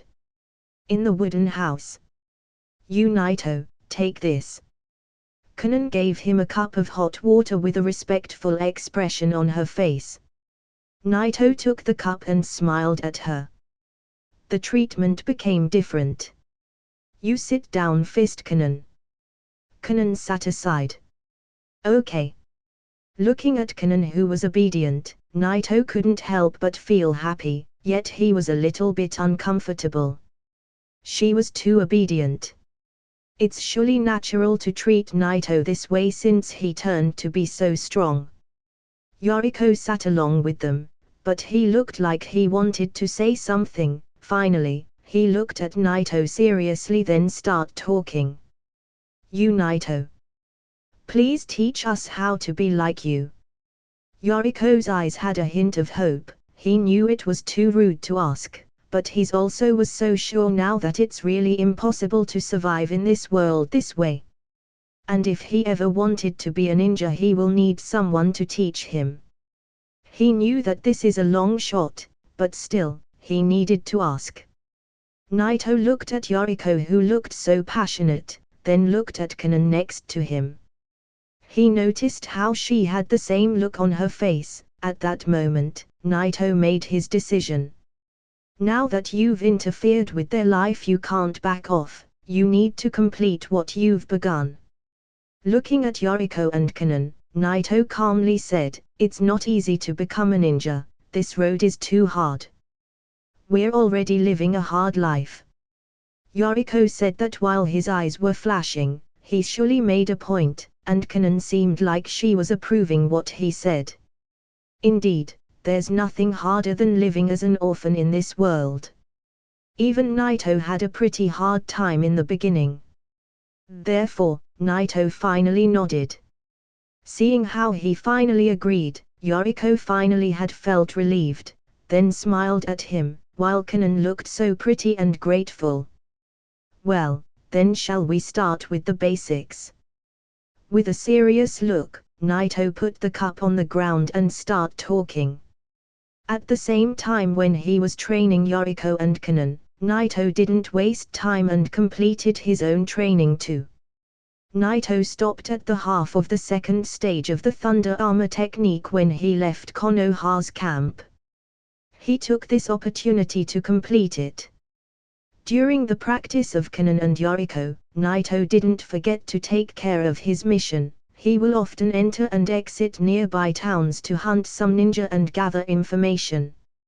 At the same time, he will deliver the good information back to the camp. Shortly, more than half a month passed, and the war became more and more fierce. And this will only mean that Naito will encounter more and more enemies. There may even be some ninjas spies that Naito didn't even notice. The Rain Village at that time was under the leadership of Hanzo the Salamander, who started his counter-attack against the other villages. This second war broke because of a conflict between the three great villages. The Rain Village was the main battlefield of this war. All the other village wanted to take this land for themselves, but of course, Hanzo didn't sit there and watch them do whatever they want. Because if he did, sooner or later his village will get destroyed. The war was so fierce, and Naito was still living a normal life. He trains, he helps Konnan and Yoriko on their practices, and sometimes he goes out and does some missions. In this half-month period, Naito focused on mastering the first stage more and made it really strong. It's not like the first stage is hard, actually, it's really simple, but Naito wanted to master it since he has the strong body to achieve that. Therefore, he mastered it until it became almost impossible to level up anymore. With the further enhancement of his physical strength, the power of the shock becomes stronger. Now the most important thing is that he became physically stronger to open the next gate of the reverse Hakemon Tonku. As for Yoriko and Konnan, they also learned how to control chakra. The chakra amount of Yoriko was the same as the original story. Although Naito didn't have the water property, it was too simple to teach it to Yoriko. As for Konnan, she didn't want to learn Taijutsu or any of the normal properties. She wanted to develop her own technique, the paper ninjutsu. Although it's always rainy in the Rain Village, there's some times where there's no rain. However, it still will be very cloudy. In an open space, there were countless pieces of paper flying in the air conjured by Konnan, but some of them didn't have power in them. She's only capable to control a little number of papers now. Chakra control is very good, it's much better than Yoriko. Standing behind Konnan, Naito couldn't help but admire this scene in front of him. In fact, Konnan's control over chakra is even better than Naruto, which can only be attributed to her talent. If you don't have a great control, it will be impossible to use such a technique like the paper ninjutsu. Naruto-sensei. Konnan turned around and smiled at Naruto when she heard his sound. All the papers around her lost control and fall to the ground. Okay. After he started teaching Konnan and Yoriko, the two of them start to call him sensei. Although the three of them are 10 years old, the psychological age of Naruto is indeed much older than them. Therefore, Naruto got quite used to this title. Konnan was very used to call him sensei, but Yoriko found it really weird, so he always tries to avoid calling him Naruto-sensei. Look. Konnan was always acting like a little baby. She will often run and wave at Naruto, showing off her skills. She was running toward him with a floating paper in front of her, then under her control, it started to bend and fold it, and finally, she turned it into a small paper flower. This time, Naruto got really amazed.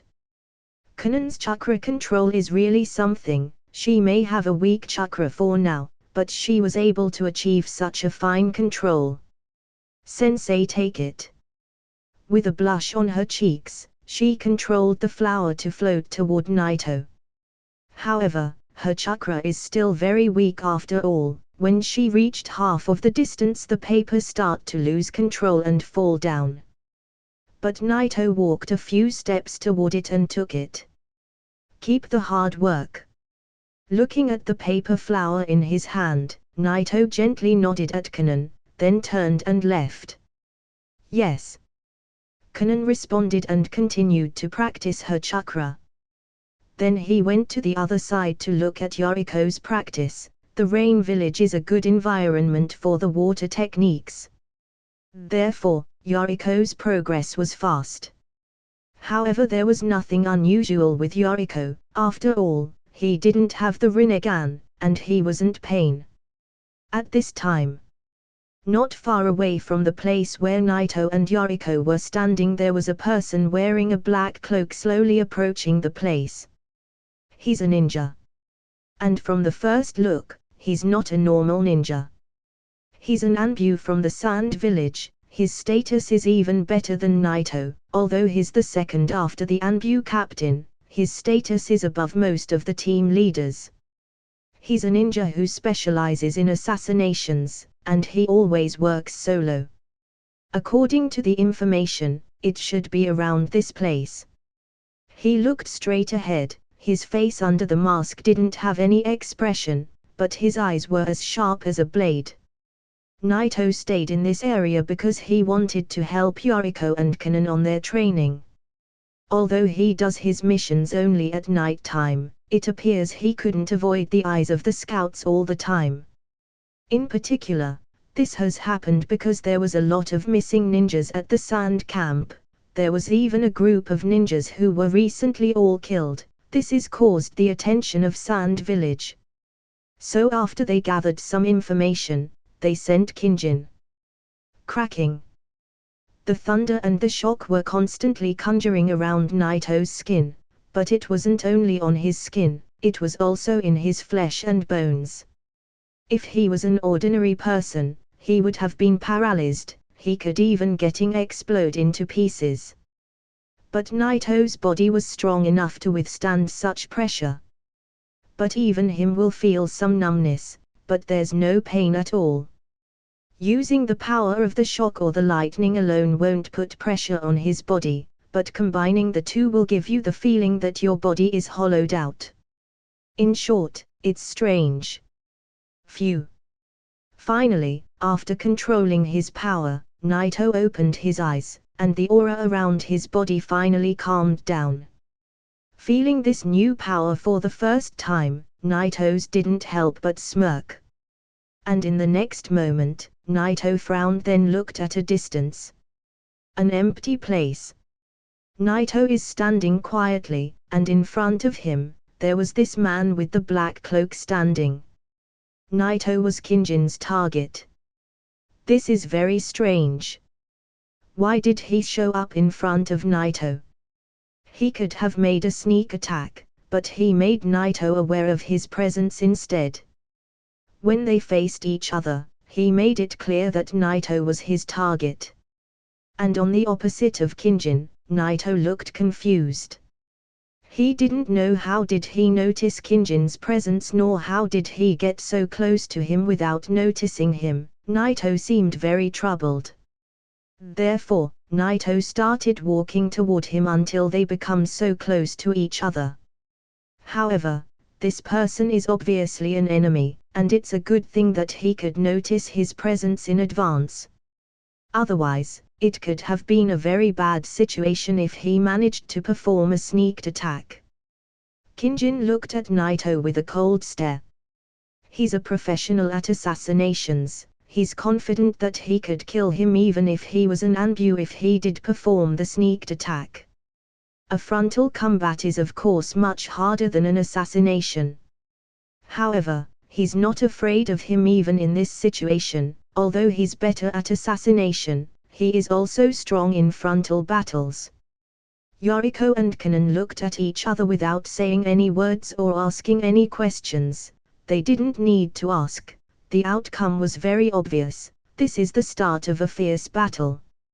Naito took out a scroll, then he summoned his sword. Kinjin printed a hand sign with one hand. Pushy. A sword appeared directly in his hand. The moment the sword appeared, Naito got surprised. With this action only, the presence of Kinjin became thousands of times stronger than before. What is happening? Naito couldn't help but narrow his eyes and look carefully to the sword in Kinjin's hand. However, Kinjin didn't give him the chance to examine his sword and launched his attack directly.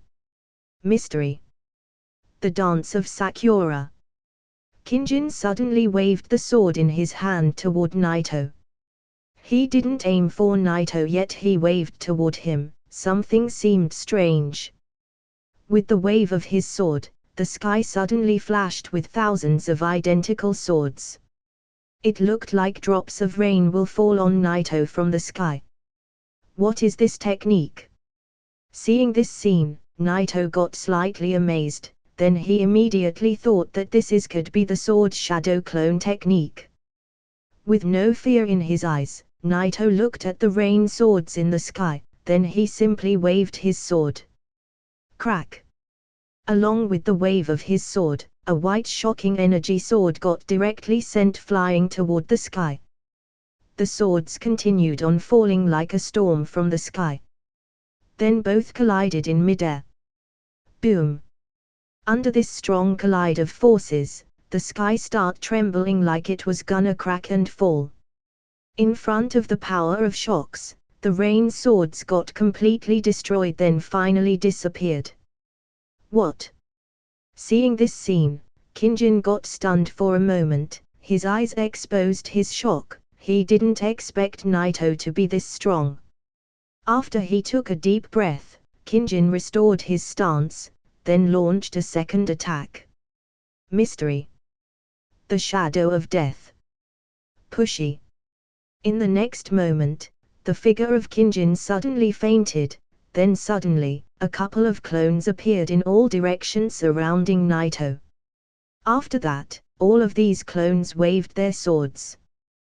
The swords also fainted for a moment, then countless sword clones appeared covering every space around Naito. There was no way to escape. Genjutsu. Clones. Looking at this scene, Naito shook his head, then his face became more and more calm. The most fearless thing to Naito is these kinds of techniques. In the face of this attack, Naito only needed one punch to destroy them all. Simple and easy. Naito thrust his sword in the ground, he pushed his fists toward his chest while leaning, then he hammered both sides. At the same time, the countless swords and the shadows were about to stab Naito in every place in his body. Boom! In the next moment, the shock broke out, and the space on both sides of Naito collapsed like a mirror. The ground started cracking and breaking from the two sides, spreading out to a distance. As for the clones and the swords, they fell in the technique of Naito. Not good. Kinjin, who was mixed in those clones, when he saw this scene, he suddenly showed a shocked expression. He apparently didn't expect Naito to be this strong and launch such an incredible attack that can target every direction. In this shock, he couldn't do nothing but injecting his chakra into his sword and then waving it at the same time Naito's attack was about to hit him. After he blocked Naito's attack, he fell back. Until he completely understands Naito's power, he will obviously won't fight recklessly anymore. Crack. Due to the attack of Naito, Kinjin got numbs all over his body. He became more amazed by Naito's power. At this time, Naito had the same expression on his face. But it wasn't because of Kinjin's power, but because of the sword in Kinjin's hands. He finally saw it clearly. This is a Kusanagi sword.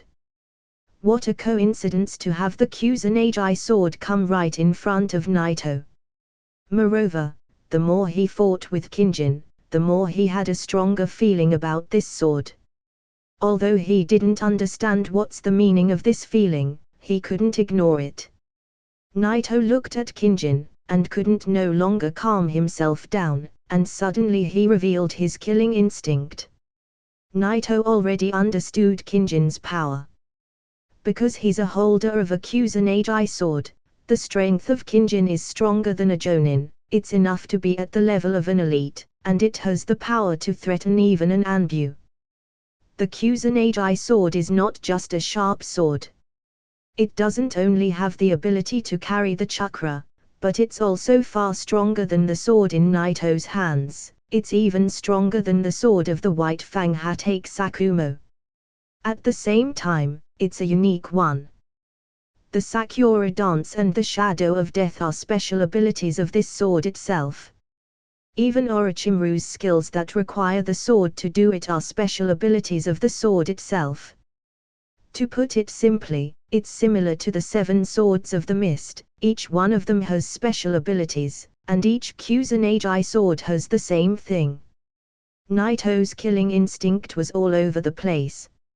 Although Naito's instinct is not at the same level as Madara, it's still not a weak one. Therefore, Naito's instinct was enough to affect the atmosphere, and change it to a very cold one. Kinjin did the same thing and revealed his killing instinct. This time, things got really serious. With a simple move of his sword, Kinjin waved his sword. Whoosh! Suddenly, a blue aura appeared on the blade of the sword. In fact, there isn't a lot of people who infuse their chakra blades with their chakra flow, but Naito happened to be one of those few people. When the Kusanagi sword absorbed the chakra, the edge started to shine with a weirder color. It looked like it can cut everything, even the sky. When Kinjin lifted his sword, the momentum of his movement constantly started to rise. At this moment, it looked like the sword and Kinjin became one person. This technique is not considered as a ninjutsu. This technique is originally used by samurais. It's a pure swordsmanship technique. Swordsmanship. Flash. The moment he said this sentence, Kinjin's eyes became so horrifying, and his whole figure suddenly became blurry as he quickly dashed toward Naito at high speed. Looking at this scene, Naito didn't choose to use his power of shocks to block him, because he remembered that the Kusanagi sword has the ability to stretch. He also waved his sword slowly, then an invisible aura appeared on his blade. The naked eye could hardly see it, but you can easily feel the trembling of the space around it. Suddenly, Naito waved his sword. Crack! Kinjin's sword and Naito's crossed their edges. The collide was so strong that the space around them started to crack and shatter. But this was only due to Naito's ability. Space continued on cracking. Suddenly, a crack appeared on Naito's sword, then it started to spread out a little by little. On the other hand, Kinjin's sword looked harmless. The sword should he get rid of it? Kinjin looked slightly skeptical because he just used one of his strongest attacks, but it wasn't enough. It should be hard to block even on the Anbu captain. He shouldn't have survived this attack. This thought just crossed his mind and his expression became more serious. Then he looked at Naito's eyes. At the same time, Naito looked at the crack on his sword. It's not a question of power, but it's about the quality of the sword itself. Is it really a Kusanagi sword? Naito whispered that, then a slight smile appeared on his face. Naito put more power into his sword. Ding! From a crack, Naito's sword got completely broken. The long sword instantly turned into a short one. Seeing this scene, Kinjin suddenly got terrified. He got shocked by the fact that Naito could fight equally against him after his swordsmanship skills. He didn't even get injured, yet he also fought back at him, and the only thing that stopped him was his broken sword. His instinct sensed the danger. It was like a sixth sense you gain after being in countless times of life and death battles.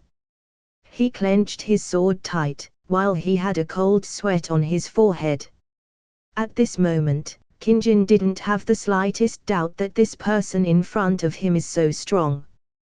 With half of his blade on the ground, Naito didn't pay it any attention. He held the remaining half, then he took a little glance at Kinjin. It's my turn now to make a move. Whoosh! In the next moment, Naito moved so fast that his body disappeared and flashed on the ground in multiple places. His speed alone terrified Kinjin. Kinjin's speed is higher than Jonin's. He's even faster than most of the elites. But now, Naito's speed is actually faster than him. Kinjin didn't notice that when Naito started moving there was a slight blue light flashed on his body. This is not the speed of the 8 gates alone, it's also enhanced by the lightning armor technique. Naito didn't rush toward Kinjin directly, he moved so fast around him and surrounded him. Finally, Naito lifted his half-sword in his hand, and the sword again had that white glowing aura around it. Earthquake release, Kuzuo the lightning armor. Whoosh! The next moment, a white energy sword flew toward Kinjin. Come on! Kinjin screamed, and with both hands on his sword, he tried to make a move, but suddenly his expression changed. Almost at the same time, not just one, but several white energy swords were flying at him from different sides. A total of 5 energy swords completely surrounded him. Its unavoidable attack. Shit! Kinjin got more terrified. He just saw what one energy sword can do to his Sakura dance technique. The 5 energy swords didn't hit Kinjin directly, but they burst directly in the air a few feet in front of him. Crack! In a second, the cracks horribly spread in all directions. This is the first time Naito uses the Kuzuo technique and be able to create 5 energy swords. The power was a little bit amazing even for him. One sword shocking energy can crack the space like a mirror. But the effect of the 5 together is completely different. After the 5 energy swords got burst, the whole area around Kinjin start trembling and cracking. The cracks start to spread out toward Kinjin, who got surrounded in the middle. After they spread out, the cracks got all connected together, forming a horrible scene of broken glass. However, the range was so wide. Crack! The moment they got connected in the center, the cracks spread out into Kinjin, then start tearing him apart. He couldn't move, he couldn't resist, he couldn't even cry if he wanted to.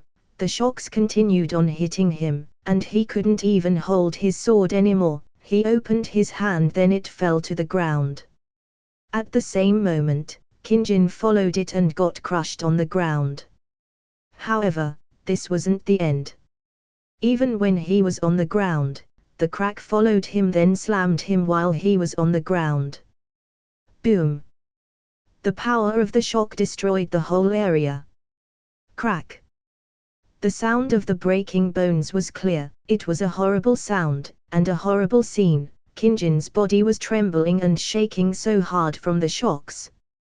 Finally, the effect of the shock stopped, and Kinjin vomited a lot of blood at the same time. He had an incredible look on his face. He didn't think that Naito could pull out such a technique. His secret techniques and Naito's Kuzo cannot be compared, the power is simply different. On the field, Naito himself was amazed by the power of the Kuzo with 5 energy swords. Naito's body was slightly trembling.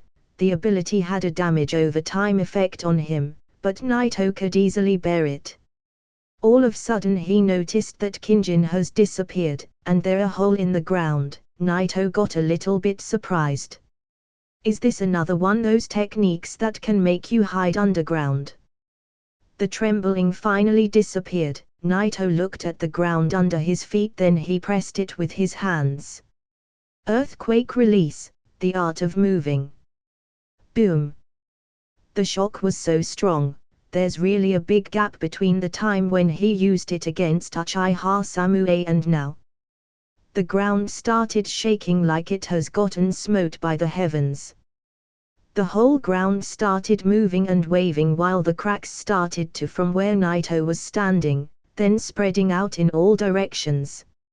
At the same time, the entire area was shaking and trembling madly. Yoriko and Konnan, who were far away from the area, felt the ground shaking. What is happening? Underground. Kinjin used a secret medicine that can temporarily suppress injuries, then he prepared himself to retreat from another route. Currently, he was gonna give up on this mission.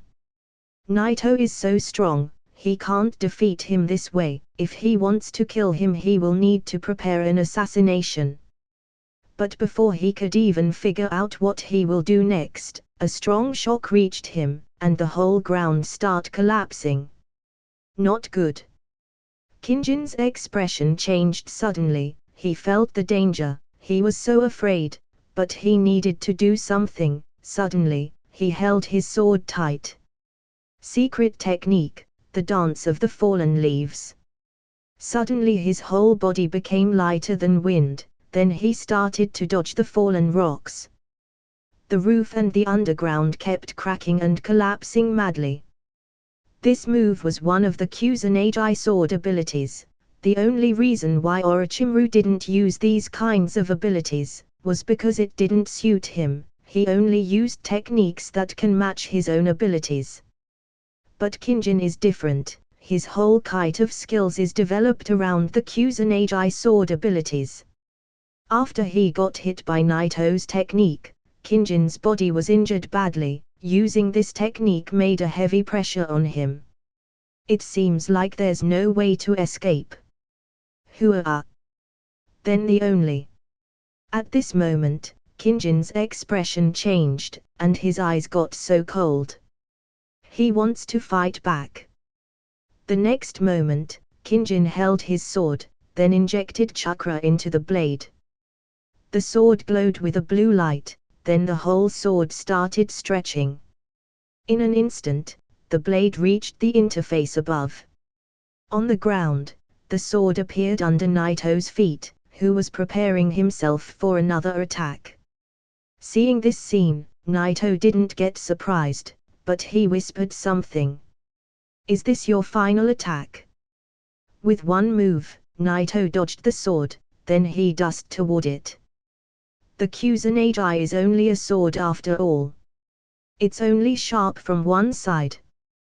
With his bare hands, Naito gently pressed the back of the sword. Crack! Suddenly, the power of the shock got injected into the sword, then spread out on the whole blade. The blade was trembling so badly, but it didn't look like it was gonna break. Boom! The shock started to spread out until it reached Kinjin, who was holding the sword. Shit! Kinjin's reflection was so fast, so he let go of the sword directly. But the shock broke around him, and once again he got damaged. Crack! When he let go of the sword, it quickly shrank, and because Naito was holding the end of the blade, it shrank directly toward his hands. The Kusanagi sword, I finally got it. Looking at the Kusanagi sword in his hand, Naito smirked. Suddenly the sword in his hands started shaking. This wasn't due to Naito's power, it was the sword itself.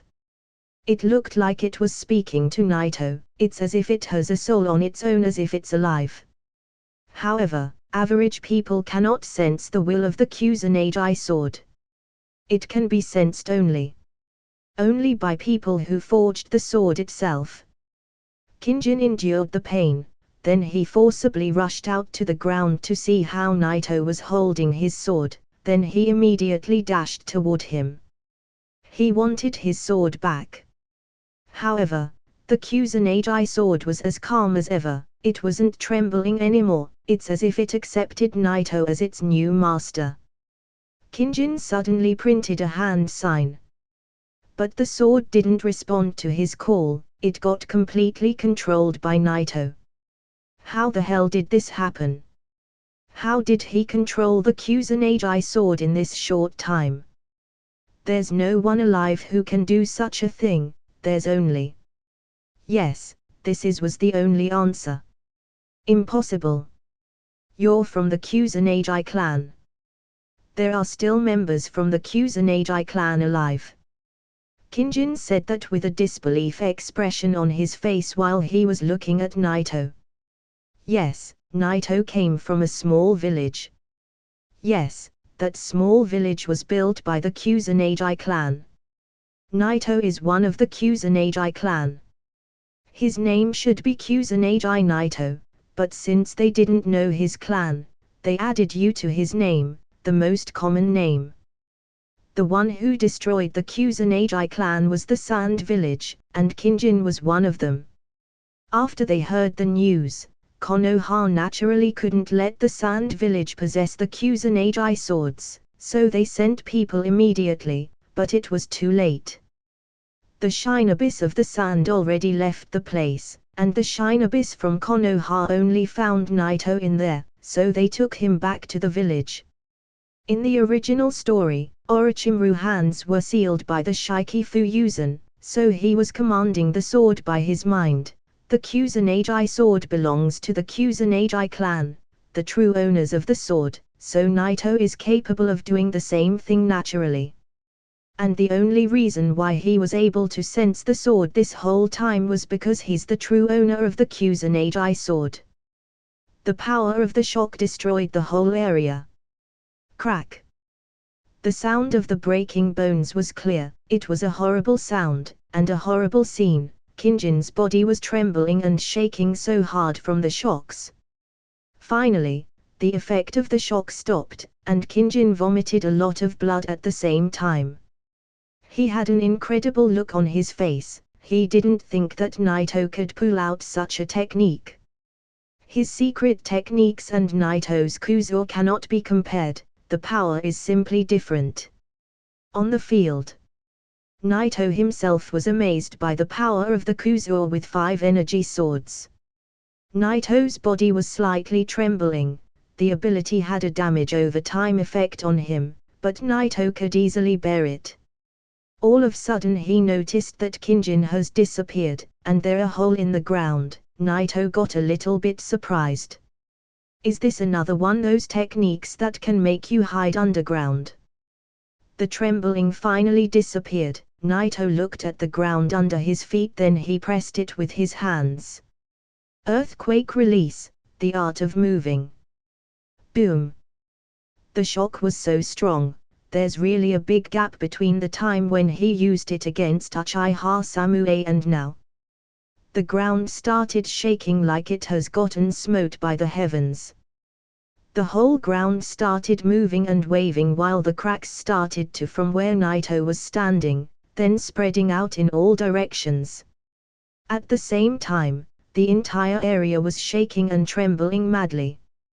Yoriko and Konnan, who were far away from the area, felt the ground shaking. What is happening? Underground. Kinjin used a secret medicine that can temporarily suppress injuries, then he prepared himself to retreat from another route. Currently, he was gonna give up on this mission. Naito is so strong, he can't defeat him this way. If he wants to kill him, he will need to prepare an assassination. But before he could even figure out what he will do next, a strong shock reached him, and the whole ground started collapsing. Not good. Kinjin's expression changed suddenly. He felt the danger, he was so afraid, but he needed to do something. Suddenly, he held his sword tight. Secret technique, the dance of the fallen leaves. Suddenly his whole body became lighter than wind, then he started to dodge the fallen rocks. The roof and the underground kept cracking and collapsing madly. This move was one of the Kusanagi sword abilities. The only reason why Orochimaru didn't use these kinds of abilities was because it didn't suit him. He only used techniques that can match his own abilities. But Kinjin is different. His whole kite of skills is developed around the Kusanagi sword abilities. After he got hit by Naito's technique, Kinjin's body was injured badly. Using this technique made a heavy pressure on him. It seems like there's no way to escape. Hua. Then the only. At this moment, Kinjin's expression changed, and his eyes got so cold. He wants to fight back. The next moment, Kinjin held his sword, then injected chakra into the blade. The sword glowed with a blue light, then the whole sword started stretching. In an instant, the blade reached the interface above. On the ground, the sword appeared under Naito's feet, who was preparing himself for another attack. Seeing this scene, Naito didn't get surprised, but he whispered something. Is this your final attack? With one move, Naito dodged the sword, then he dashed toward it. The Kusanagi is only a sword after all. It's only sharp from one side. With his bare hands, Naito gently pressed the back of the sword. Crack! Suddenly, the power of the shock got injected into the sword, then spread out on the whole blade. The blade was trembling so badly, but it didn't look like it was gonna break. Boom! The shock started to spread out until it reached Kinjin, who was holding the sword. Shit! Kinjin's reflection was so fast, so he let go of the sword directly. But the shock broke around him, and once again he got damaged. Crack!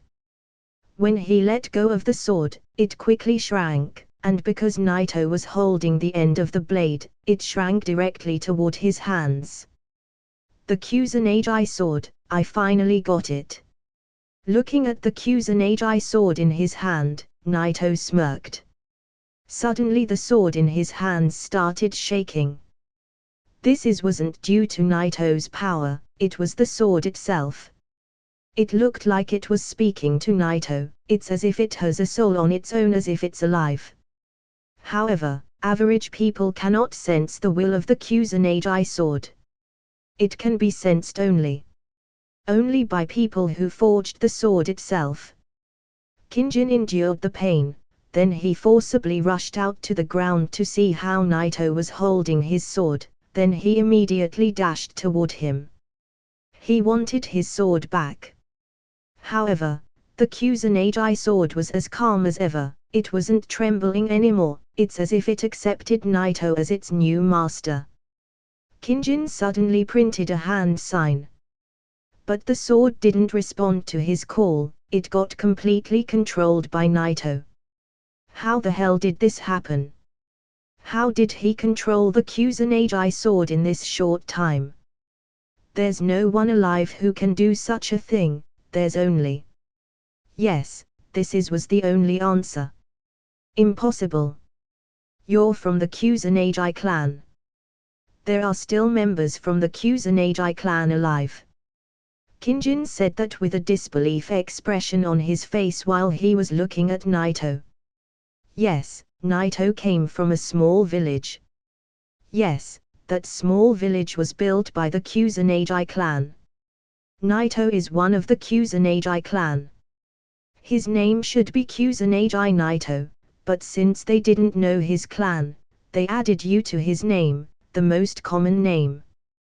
The one who destroyed the Kusanagi clan was the Sand Village, and Kinjin was one of them. After they heard the news, Konoha naturally couldn't let the Sand Village possess the Kusanagi swords, so they sent people immediately, but it was too late. The Shinobi's of the Sand already left the place, and the Shinobi's from Konoha only found Naito in there, so they took him back to the village. In the original story, Orochimaru's hands were sealed by the Shikifu Yuuzan, so he was commanding the sword by his mind. The Kusanagi sword belongs to the Kusanagi clan, the true owners of the sword, so Naito is capable of doing the same thing naturally. And the only reason why he was able to sense the sword this whole time was because he's the true owner of the Kusanagi sword. Before you show up, I was an orphan in my previous life, and even after coming to this world, I was still an orphan. Naito looked at the Kusanagi sword in his hand, then whispered these words softly, with a complicated expression on his face. The feelings he had were so emotional. In the end, he turned and looked at Kinjin. These Kusanagi swords belongs to me. I will take them back one by one. Do you know the location of the other swords? Listening to Naito, Kinjin didn't answer. Actually, he couldn't answer even if wanted. The expression on Kinjin's face couldn't be described in words anymore. This was just too much on him. He just kept looking at Naito. Naito is the successor of the Kusanagi clan. This idea alone blew his mind. He had the Kusanagi sword for years now. In fact, he always feared the idea of losing the sword to one of the Kusanagi's members. His whole power is based on that sword. But knowing that the Kusanagi clan have been completely destroyed, made him gradually become more comfortable over the years. But now, once again, this idea returned to hunt him down. His heart can no longer calm down, the panic, the endless fear. At this time, in a distance, two figures start to approach the battlefield a little by little. It was Konnan and Yoriko who couldn't no longer stay away. At first glance, they saw the destroyed ground, the cracks were everywhere. Yoriko's eyes revealed his shock. Before he practiced ninjutsu, and before he becomes a ninja, Yoriko didn't have the ability to measure Naito's strength. But when he followed his steps, he understood that there's a big gap between Naito and any other ninja he saw. It was like the gap between the heavens and earth. But this scene in front of him is just so shocking and amazing. Konnan on the other side had the same expression, but it was a beautiful one. Suddenly she noticed Naito, who was standing in the middle of the field. "You, Naito-sensei!" She couldn't help but scream. This voice made Kinjin back to his sense. He instantly narrowed his eyes. "You, Naito. It should be Kusanagi Naito. Wait, these two kids are his students. This is great. If he catches both one of them, maybe he will have a chance to escape." Kinjin is no longer thinking of retrieving the sword because it's impossible to do it once it's in the hand of one of the Kusanagi's members. He only thought of how he can escape. Now, with the appearance of Konnan and Yoriko, he saw a light of hope. Without hesitation, Kinjin stood up, enduring all the pain and suffer, then he immediately ran toward the two of them. Even if he was injured, Kinjin's speed was still too fast. The only thing Konnan and Yoriko saw was a shadow approaching them. Shit! Yoriko's heart skipped a beat at that moment, and the fear controlled his movements. On the other side, Konnan, who looked so beautiful until that moment, suddenly, looked surprised. Her lack of experience made her unable to do anything, so she only closed her eyes. But however you look at it, it was impossible for her to do anything in the first place. However, the whole idea of capturing Konnan and Yoriko is simply a coward move. Just as he was rushing toward the two of them, he suddenly stopped. Then a line of blood extended on his forehead. In the distance, Naito looked calmly at their side, then he looked back at his sword. He just tested the power of the Kusanagi sword. The Kusanagi sword is a perfect weapon to carry the power of the shock, and the shock wave can be sent out in the form of energy. And its speed is very fast. After he got hit by Naito's attack, Kinjin's movements finally stopped. He got hit by Naito's shockwave cut. Kinjin's face had that look of desperation, and suddenly, the blood splashed, and his whole body got cut into two halves. Konnan and Yoriko, who experienced a death situation just right now, didn't get afraid after seeing Kinjin's death. Instead, they felt really relieved. Both of them were grateful to see Naito on the other side. "Naito-sensei, are you okay?" Konnan ignored Kinjin's body, who died on the ground, and ran toward Naito. Yoriko followed her. Naito shook his head and threw his broken sword directly. He bit his finger and gently dropped the blood on the Kusanagi sword. Immediately, a scroll got summoned in front of him, to complete the contract between him and the sword. He took the scroll, then he signed his name and print finger in the scroll. Then he gently grabbed the sword. Pushy. Suddenly, the Kusanagi sword directly turned into smoke and disappeared. It's sealed now in Naito's palm. Whenever he needs to use it, he will only need to print a hand sign and the sword will appear right into his hand. This is more useful than Orochimaru's way of sealing the Kusanagi sword into his stomach. After all, Naito is a member of the Kusanagi clan. He can use the sword more flexible than him. Seeing this scene, Konnan and Yoriko were slightly surprised, but they didn't ask much. They just looked at the body of Kinjin. Noticing the confusion of Konnan and Yoriko, Naito said, "The enemy is already dead, don't worry. But we cannot live in this place anymore, we're changing the place."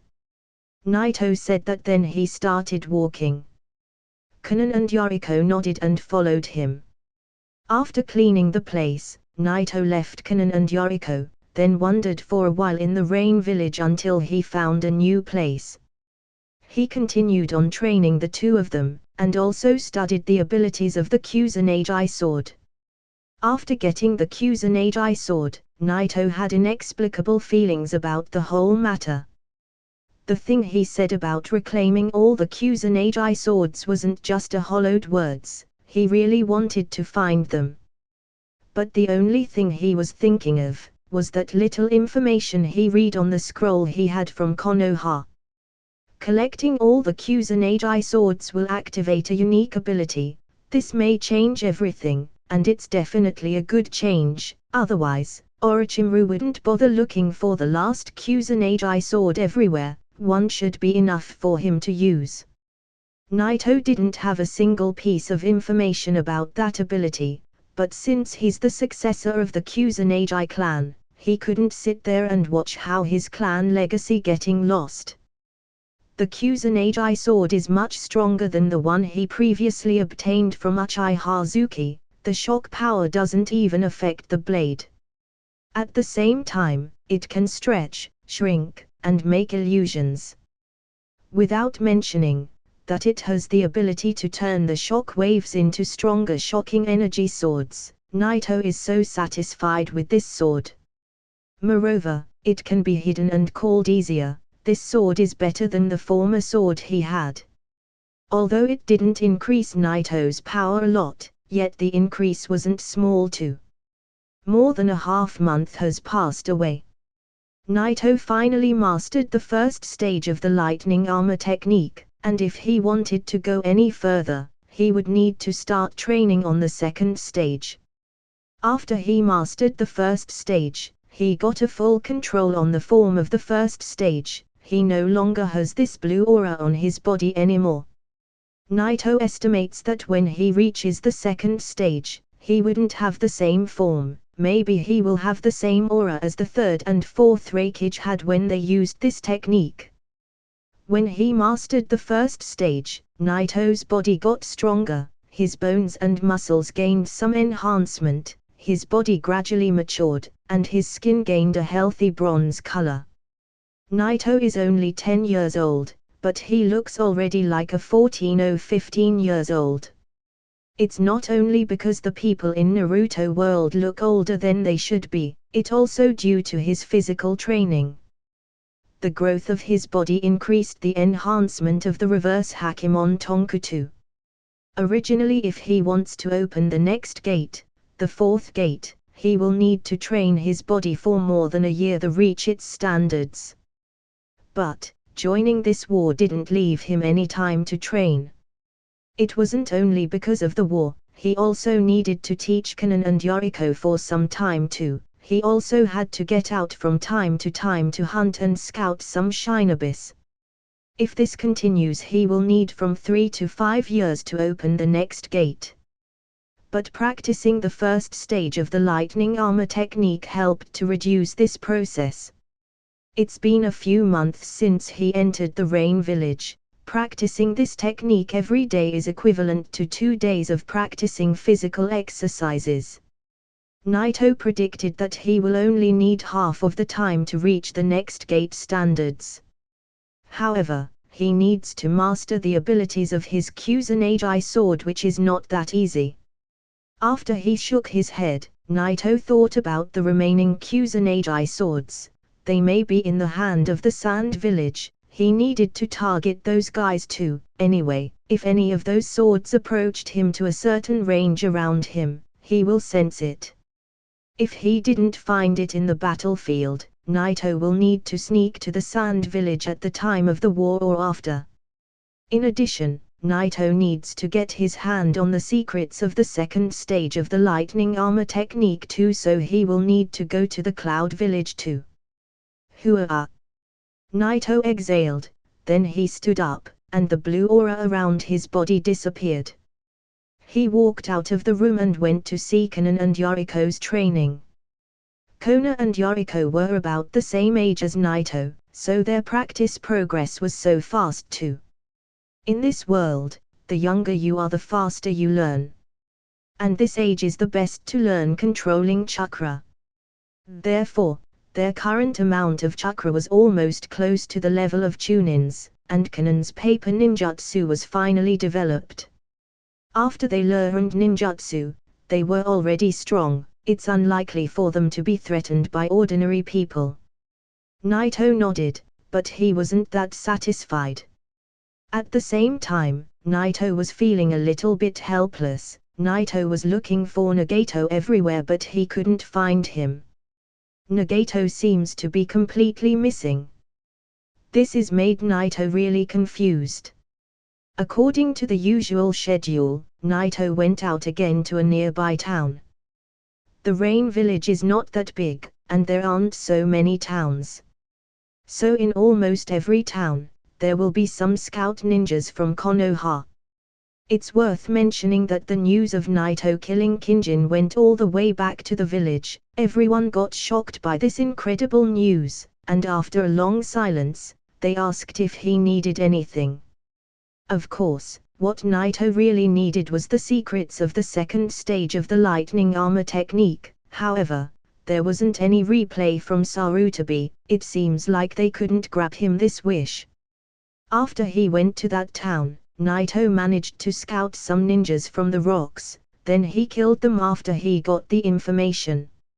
After that, Naito went to find the ninja who is responsible for delivering the information.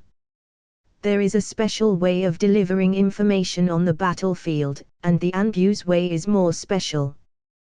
They were using the oldest way in the book. The scroll must be opened in a special way, otherwise, the scroll will destroy itself. and all the contents will be erased. This method is absolutely confidential. Naito didn't receive any information from Konoha for a long time. Most of the time he was the one who was sending information. Finally, he received a scroll from Konoha. After he took a corner, Naito cracked the special seal, then took a glance at its content. But from one glance, Naito suddenly sent a fierce aura around him. This action almost exposed his identity, but he didn't care. He couldn't control himself, he almost crushed the scroll in his hand. The information in the scroll was, Tsunade and her team has been ambushed by the rock Shinobiss, she got forced into the area of the enemies, the situation is critical, and Naito needs to go immediately and rescue her. Tsunade's strength is at the same level as an elite Jonin, or even as an Anbu.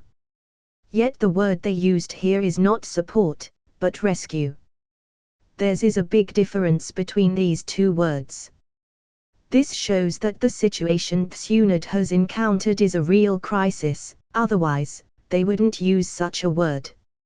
After taking a deep breath, Naito destroyed the scroll, then left the place immediately. When Tsunade in such a bad situation, Naito cannot ignore it. The story is already changing too much, and Naito cannot be sure that she will be okay. So he needed to go. The scrolls had a specific information about the location, and the route was on the same way where Yoriko and Konnan staying. Therefore, Naito decided to speak with them first. If the route was in the opposite direction, Naito wouldn't lose time to inform them, and he would go to the location directly. But because he didn't want to lose any time, Naito used his full speed and returned to the camp. Konnan and Yoriko were still practicing. Naito went there and told them to keep their head low for the time being. He asked them to leave the place and head toward the nearest town. They should be safe there. Naito-sensei, when are you coming back? Konnan's face had a sad expression. In fact, what she really wanted to ask if Naito will ever come back. She wanted to see him again. I can't be sure, but I will definitely come back. Naito patted Konnan's head, then he reminded Yoriko, be careful, don't expose the fact that you're a ninja, don't use ninjutsu to show off, and you will be safe. I will never do such a thing. Yoriko smiled, but in fact, he already was thinking about these things. He's a child after all, he became a ninja, and of course, he wanted to show off some of his skills. Naito shook his head slightly, but he didn't say any more words, then turned and left quickly. He can't waste time. At the rear, Konnan and Yoriko looked at his back with a sad look on their faces. Yoriko tried to comfort Konnan and said, Naito-sensei is so strong he wouldn't have any problem, after he finishes his work, he will definitely come back to us. Yes. Konnan gently nodded. She also felt relieved when she thought about Naito's strength. Indeed, they could die, but Naito will never die. She should worry about her own safety now. The sky got full of dark clouds, and the weather became really cold. In the forest, there was a large number of Shinobiss who were wearing the forehead protector of the rock village. However, this forest is really big, no matter the numbers they had, finding someone in here is not easy. Look carefully, we can't let this woman escape. In addition to those Shinobiss of the rocks, there were some people wearing special masks. These people were ninjas from the Anbu department of the rock village. They have different masks from the one the Konoha Anbus wear. The Anbus were assisting the Shinobiss from the rock on searching. Track down any sense of chakra, divide yourselves into groups of 2 people and search carefully. One of them had a really angry face. Ambushing this team from Konoha should have been a very easy task, but this damn woman murdered a whole team by herself. After she entered this forest, the whole situation became more complicated. Although they managed to hunt some people from her team, they couldn't find her. They even found 2 of their most fine men dead. The ambush itself has failed. Now, if this woman escapes, it will be a complete humiliation that no one can take. The whole troop of the Rock were feeling the pressure. This is worse than dying first on the battlefield. A lot of the Rock's shinobi were gathering here in order to kill Tsunade. Under this high pressure, it's very likely they will find her sooner or later. We've received some information that Konoha is sending some troops in here to rescue this woman. If this continues, we will need to retreat. Ananbu looked at the team leader of the Rock unit, then said that with a cold tone. He bit his lip, then replayed, "We cannot afford to let her escape. This place is already surrounded, we will catch her. And this place is on the opposite side of the Konoha camp. There's no way they will make it in time. We will catch her and we will have plenty of time to retreat after that. Use your fucking head, will you?"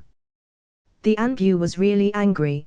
They had the chance to finish the whole team, but still they've wasted the chance. And now they are relying on their numbers to surround Tsunade so she can't escape the forest. This ambush took a lot of time. He felt that these guys are wasting his time. You don't understand, don't you? This woman is unbelievably strong, she also extremely good at medical treatments, otherwise, how did she escape the ambush in the first place? The situation was really tough, and the pressure become hard on them the more they spent more time in the forest, and he estimated that this Anbu was questioning his qualification of leading this unit, and things got more worst. You think you're better than me? You wouldn't succeeded too if you were in my place. What a moron. The Anbu stared at him. You piece. The leader team let this one slide. He didn't want to escalate the matter anymore, because this Anbu was working directly under Oniki, so his status was really high, and complicating things with him won't benefit anyone. The weather was rainy as always in the rain village, but since the trees were really huge it was blocking most of the rain. But even so, the ground was really soft. Under one of these trees, there were several injured ninjas resting there. And their leader was Tsunade.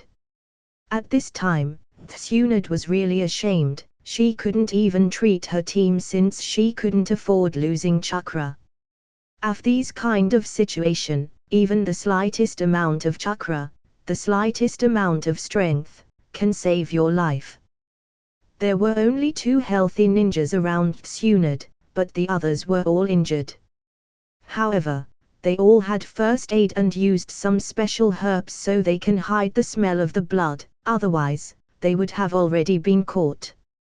Tsunade or not, the Rock's Shinobis has already got close to this side. One of these ninjas had some veins on the side of his white eyes. He was a ninja from the Hyuga clan. In this kind of places, the Hyuga members are so useful. Because she's a medical ninja, Tsunade is really good at controlling chakra. But the Hyuga members are better, in fact, they're proficients. Even sensational cannot be compared to them. Forget about sensing enemies when you have a 360-degree vision. If this Hyuga wasn't here with them, they would have already been caught. When she heard this news, Tsunade's expression got more complicated. If we go through this route, we will get out of the forest and enter the rain village, but there should be a lot of shinobi over there. Also there's a lot of the rock shinobis searching for us in the other 3 directions. In this case, we must move immediately. While she said that, she leaned toward the Hyuga guy, then took a deep breath. When she was about to say another thing, a ninja interrupted her and stood up. Tsunade Dunno, it's my turn now to be the decoy. You. Tsunade stood up and wanted to say something, but the ninja interrupted her again. You're more important than us, You're also the medical ninja of this team, so it must be me. This ninja was a jonin from Konoha. These two people are the only jonins in the team including her. After he said that, the ninja didn't wait for Tsunade to respond, he immediately went out toward one of the directions. Seeing this scene, Tsunade clenched her teeth and closed her eyes. Although the ninjas are well trained, yet even in this case, there's not a lot of people who have the will to face their death this bravely. These kind of people are heroes. After a long time, Tsunade finally raised her head again and opened her eyes, then she had a cold calm look on her face. Hen, what's the situation? Tsunade dunno, Ren managed to attract the enemies, one of the directions become clear. Okay, let's go. Tsunade took a deep breath, and her eyes become serious. She must live, for those who sacrificed their own lives for her, she must live. On the muddy road, a shadow rushed over, it's as if he didn't even touch the ground. This speed cannot be seen by the ordinary people, a shadow is all what they will see. Naito was rushing over until he approached the location. It's the forest. When he almost reached it, Naito slowed down, this place should be full of enemies. It's not that far from the rain village, and it's very likely to encounter enemies at any time, yet it's not also impossible to directly find Tsunade. But Naito didn't think much, even if it was dangerous, Naito had to go in. When he was weak, she tried to save him and didn't hesitate to face the Uchiha clan. In order to save him, she even fought Uchiha Kageyama. She also gave him the scroll of the brutal force technique. Relying on that technique, Naito defeated a lot of enemies. After he took a deep breath, Naito suddenly entered the forest. Hurry up! She can't be far away. Damn, we cannot let her escape, this is absolutely unacceptable. Several of the rock village had angry expressions and a large number of ninjas were searching in the forest. There's also some ambus from the rock. They all had a murderer look on their faces. And in front of them, there was a person running at full speed, it was Tsunade. However, this time, the situation was very bad, she had some serious injuries, and she couldn't treat them. It's not a matter of time, but her chakra wasn't enough. At that time, Tsunade has not yet mastered the reverse seal, so her strength wasn't at the same level as the original story. Wasting time was the best thing she could do. Hyuga Yuhen wasn't there. He managed to guide them through the direction he told them about. But while they were escaping, he stayed behind to stop some rock shinobis who were chasing them. He managed to kill them before he died. This is one of the reasons that made the rock shinobis more angrier. This ambush becomes a complete failure. Even if they managed to kill Tsunade now, it won't be worth the casualties. Therefore, the leader team of the rock village was about to get insane. This wasn't only about his leading skills anymore, since he didn't even listen to the Anbu's advice when he had the chance. Tsunade started to feel tired, and the number of the enemies who were chasing her in the forest was really big. They were about 30 or 40 people. But this number was much bigger when they start the ambush. Tsunade's team managed to kill almost half of them. Tsunade kept on running forward. There was no meaning for her to turn back and fight. She didn't have any more power in her. What kept her of all this time was her pure willpower. The sacrifice of Ren opened her the road, so she kept running toward the rain village, hoping that she will come out of this forest. As long as she reaches the village, there's a chance for her to escape. This is the only hope that kept her alive up until now. However, she wasn't relying on the until that Konoha has sent to help her. It's impossible for them to reach this place in this short notice. Since no one reached the place by this time, that means there wasn't anyone close to this place. And even if some does, this location was in the enemy's territory, it will be really difficult for the Konoha team to rescue her. Is this end? The rock shinobis were getting closer, and her speed was gradually becoming slower. She was struggling to keep her speed. Just as they were about to reach her, she suddenly saw a figure getting closer to her. This figure suddenly flashed and came directly in front of her. Subconsciously she threw a punch toward him, but that punch didn't have any power. Her fist got caught directly by this comer. At that time, she took a good glance at him. Because this was a rescue mission, Naito ran all the way wearing his cloak and mask, because he didn't want to get exposed by any enemies. At the first glance, she recognized that this was the dress of the Anbus of Konoha. At the same time, she had a strange feeling of familiarity, but it was impossible for her to know that he was Naito, since he really changed a lot from the time she saw him. When he reached her, Tsunade was about to lose all of her power and faint out. Naito caught her, then he gently landed on the ground. At that time, the rock's shinobis finally arrived. The leader finally breathed with a sigh of relief, but he suddenly got surprised, looking at the back of Naito, and he couldn't help but ask, they sent one person. One person is enough. Naito replied softly. This voice seemed very familiar, but she couldn't remember. Her face was really pale at that moment. Only one person, how can he save her? Tsunade was so tired, she could hardly stand up. Naito was with her, but it was almost impossible for them to escape. She couldn't help but smile. Tsunade shook her head, and said with a weak voice, "You cannot save me alone, just go, and send the information back to the camp." When he heard this sentence, Naito was slightly quiet. The rock's shinobi has already caught to them. Their intentions were so clear. They are here to kill. Some of them was already printing hand signs, and others were holding their kunais and shurikens. Seeing this scene, Naito shook his head slightly, then he gently helped Tsunade lean on a big tree beside him. Tsunade didn't say any other word. However, the next moment shocked her. Because, after he did that, Naito didn't leave, he turned his back facing the enemy army. At that time, those who were in the front saw Naito and Tsunade.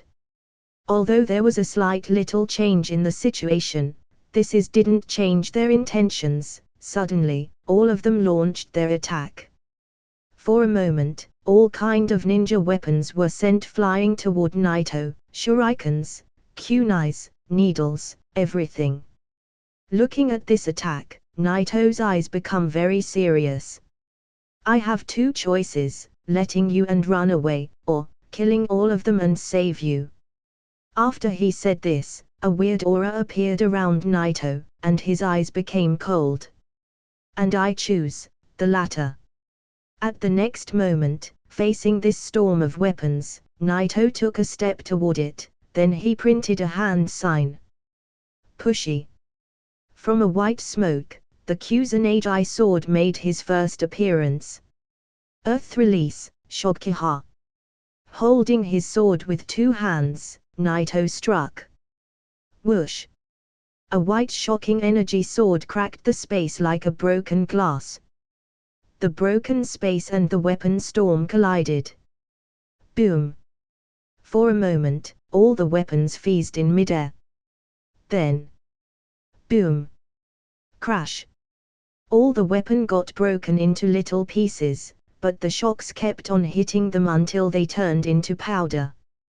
Then they all got disappeared. All of these weapons got hit by Naito's technique. It's only natural that they didn't have a chance. With one cut from his sword, he stopped all of their attacks. All of the rock's shinobis got stunned. All of their faces had a shocked expression while they looked at Naito. What is this ninjutsu? He didn't print any hand signs, He only waved his sword, it should be some kind of kinjutsu. This guy attack has completely blocked all of our attacks. After he stopped them, they all spoke with horror about him, and in the rear, the rock shinobi continued on catching up. Seeing that strange scene in the field, they didn't dare to launch an attack, but they asked other people about it. At this point, the entire field is already a mess. The location of the battle was in the forest. In front of Naito, there was almost an army of enemies, and behind him, there was Tsunade, who was all exhausted. He was in the middle of the two parties. There was a lot of trees around them, but they all disappeared. All of those trees turned into countless pieces of woods the moment they got hit by Naito's shock, even the ground got a little bit destroyed. All of them stood there, while more and more shinobis arrived from the rear. One man, one sword, and one cut destroyed all of their weapons. At the back, Tsunade was so surprised. At the first, when he told her that he's gonna kill all of these enemies and save her, she thought this man is crazy. At the same time, she felt that his sound was familiar. But she couldn't remember, but then he pulled off a sword and destroyed all of their attack with one cut. This scene shocked her. Even if she was in her best condition, she wouldn't manage to pull this kind of power. This guy, he's not an ordinary Anbu, he's probably a member of the Special Force unit, and these guys are the strongest ninjas in the whole village. As soon as she thought about this, she doubted the feelings that she knew the identity of this guy. After all, Naito was using a sword, and his shock power is much stronger than before, even his appearance changed, he's so different. Therefore, although the situation seemed very familiar, it was impossible for her to know that this is the same kid who fought against Uchiha Samue. However, the only thing she was certain about is that guy is a member of the Special Force unit, and he's much stronger than her. There are more than 30 enemies, at least 2 of them are elite Jonins, and 5 of them are Anbus, don't lose your focus. Looking at Naito's back, Tsunade couldn't help but see a ray of hope. She saw how strong he was, perhaps he really can save her. However, fighting against 30 people is just too much. Even if Hatake Sakumo was here, it won't be an easy task. 30 people. Understood. Naito nodded at her, but didn't look back, and continued on looking ahead. While he gently pointed his head toward the enemies, Naito whispered at her and said, "Sometimes, it doesn't matter if it is 1 or 30. It doesn't matter when all you can see is ants."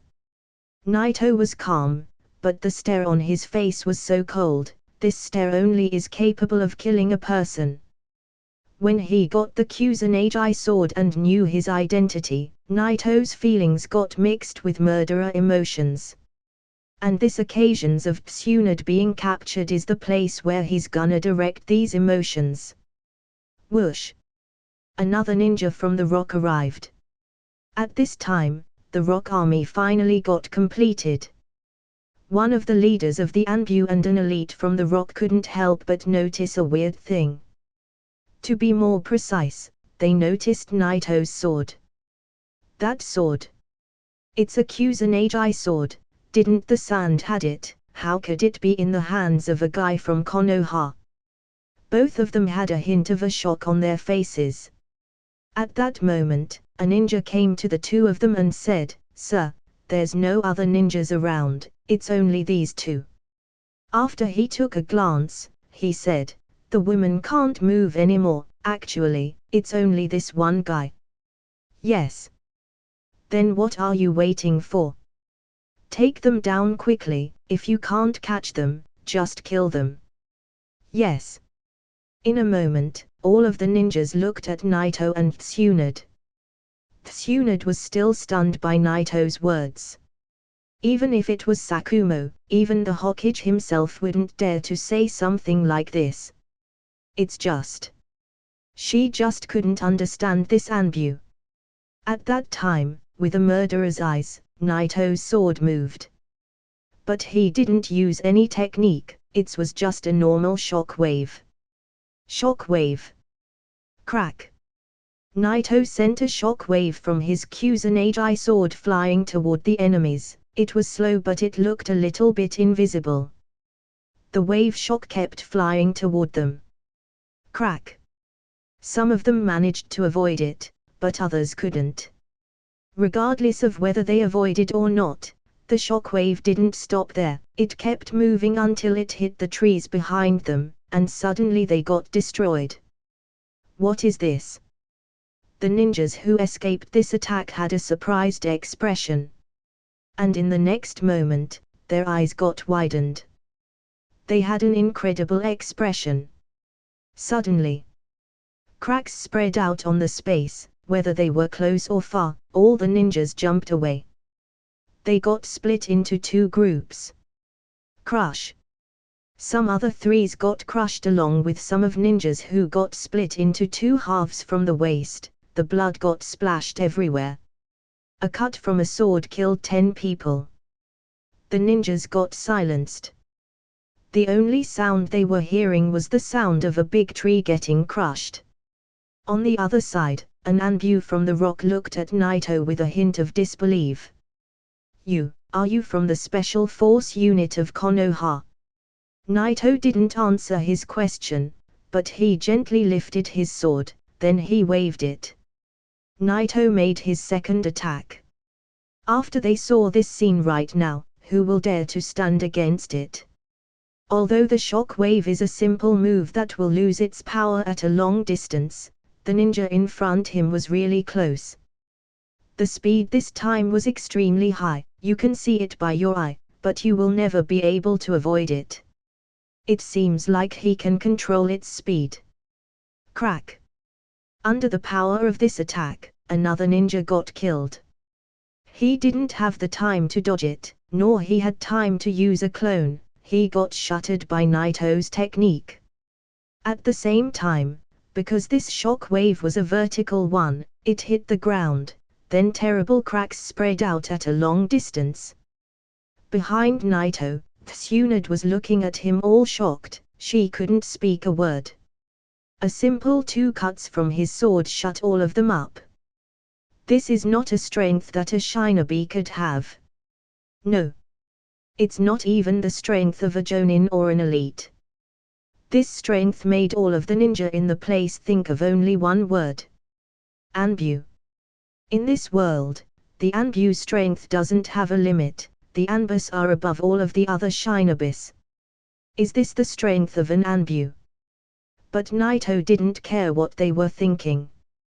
Before he got the Kusanagi sword, Naito always feared that he will encounter someone with a secret forbidden technique and lose. But after he got this sword, Naito didn't fear anything anymore. Naito wasn't sure if his shock wave was compared to Sakumo's Reikin, yet he was confident that there's no one stronger than him in the whole Anbu department. Naito is not afraid to say that he can smash them all by himself. His strength cannot be threatened by any kind tactics, they all are like ants to him. There is less than 20 shinobis left. These people are all elites. But in front of Naito's power, they were all afraid, some of them were even falling back. No one dared to attack Naito. However, this doesn't mean that he will let them go. Whoosh! Suddenly, Naito made a move. At this time it was no longer a simple cut, Naito directly rushed toward them at high speed. His speed was extremely fast, even if they were all well-trained shinobis, they all freaked out. Be careful! One of them shouted, but it was too late. Naito's shadow got passed directly by the side of this ninja. And suddenly, he got cut into 2 halves. Naito directly rushed toward the second ninja. The second one had time to react, but the only thing he thought of was defense. With a hint of desperation, he didn't dare to cast any attacking ninjutsu, then he quickly printed hand signs. Earth release, earth-style wall. Boom! A tall white wall of rocks appeared. However, in the face of this technique, Naito didn't stop. Holding his Kusanagi sword in both his hands, Naito struck. Earth release, Shokuha. That's it for this video, guy. Hope you like the video. Like, share and subscribe the channel. Also tell me your recommendations in the comment section down below. Thanks for watching.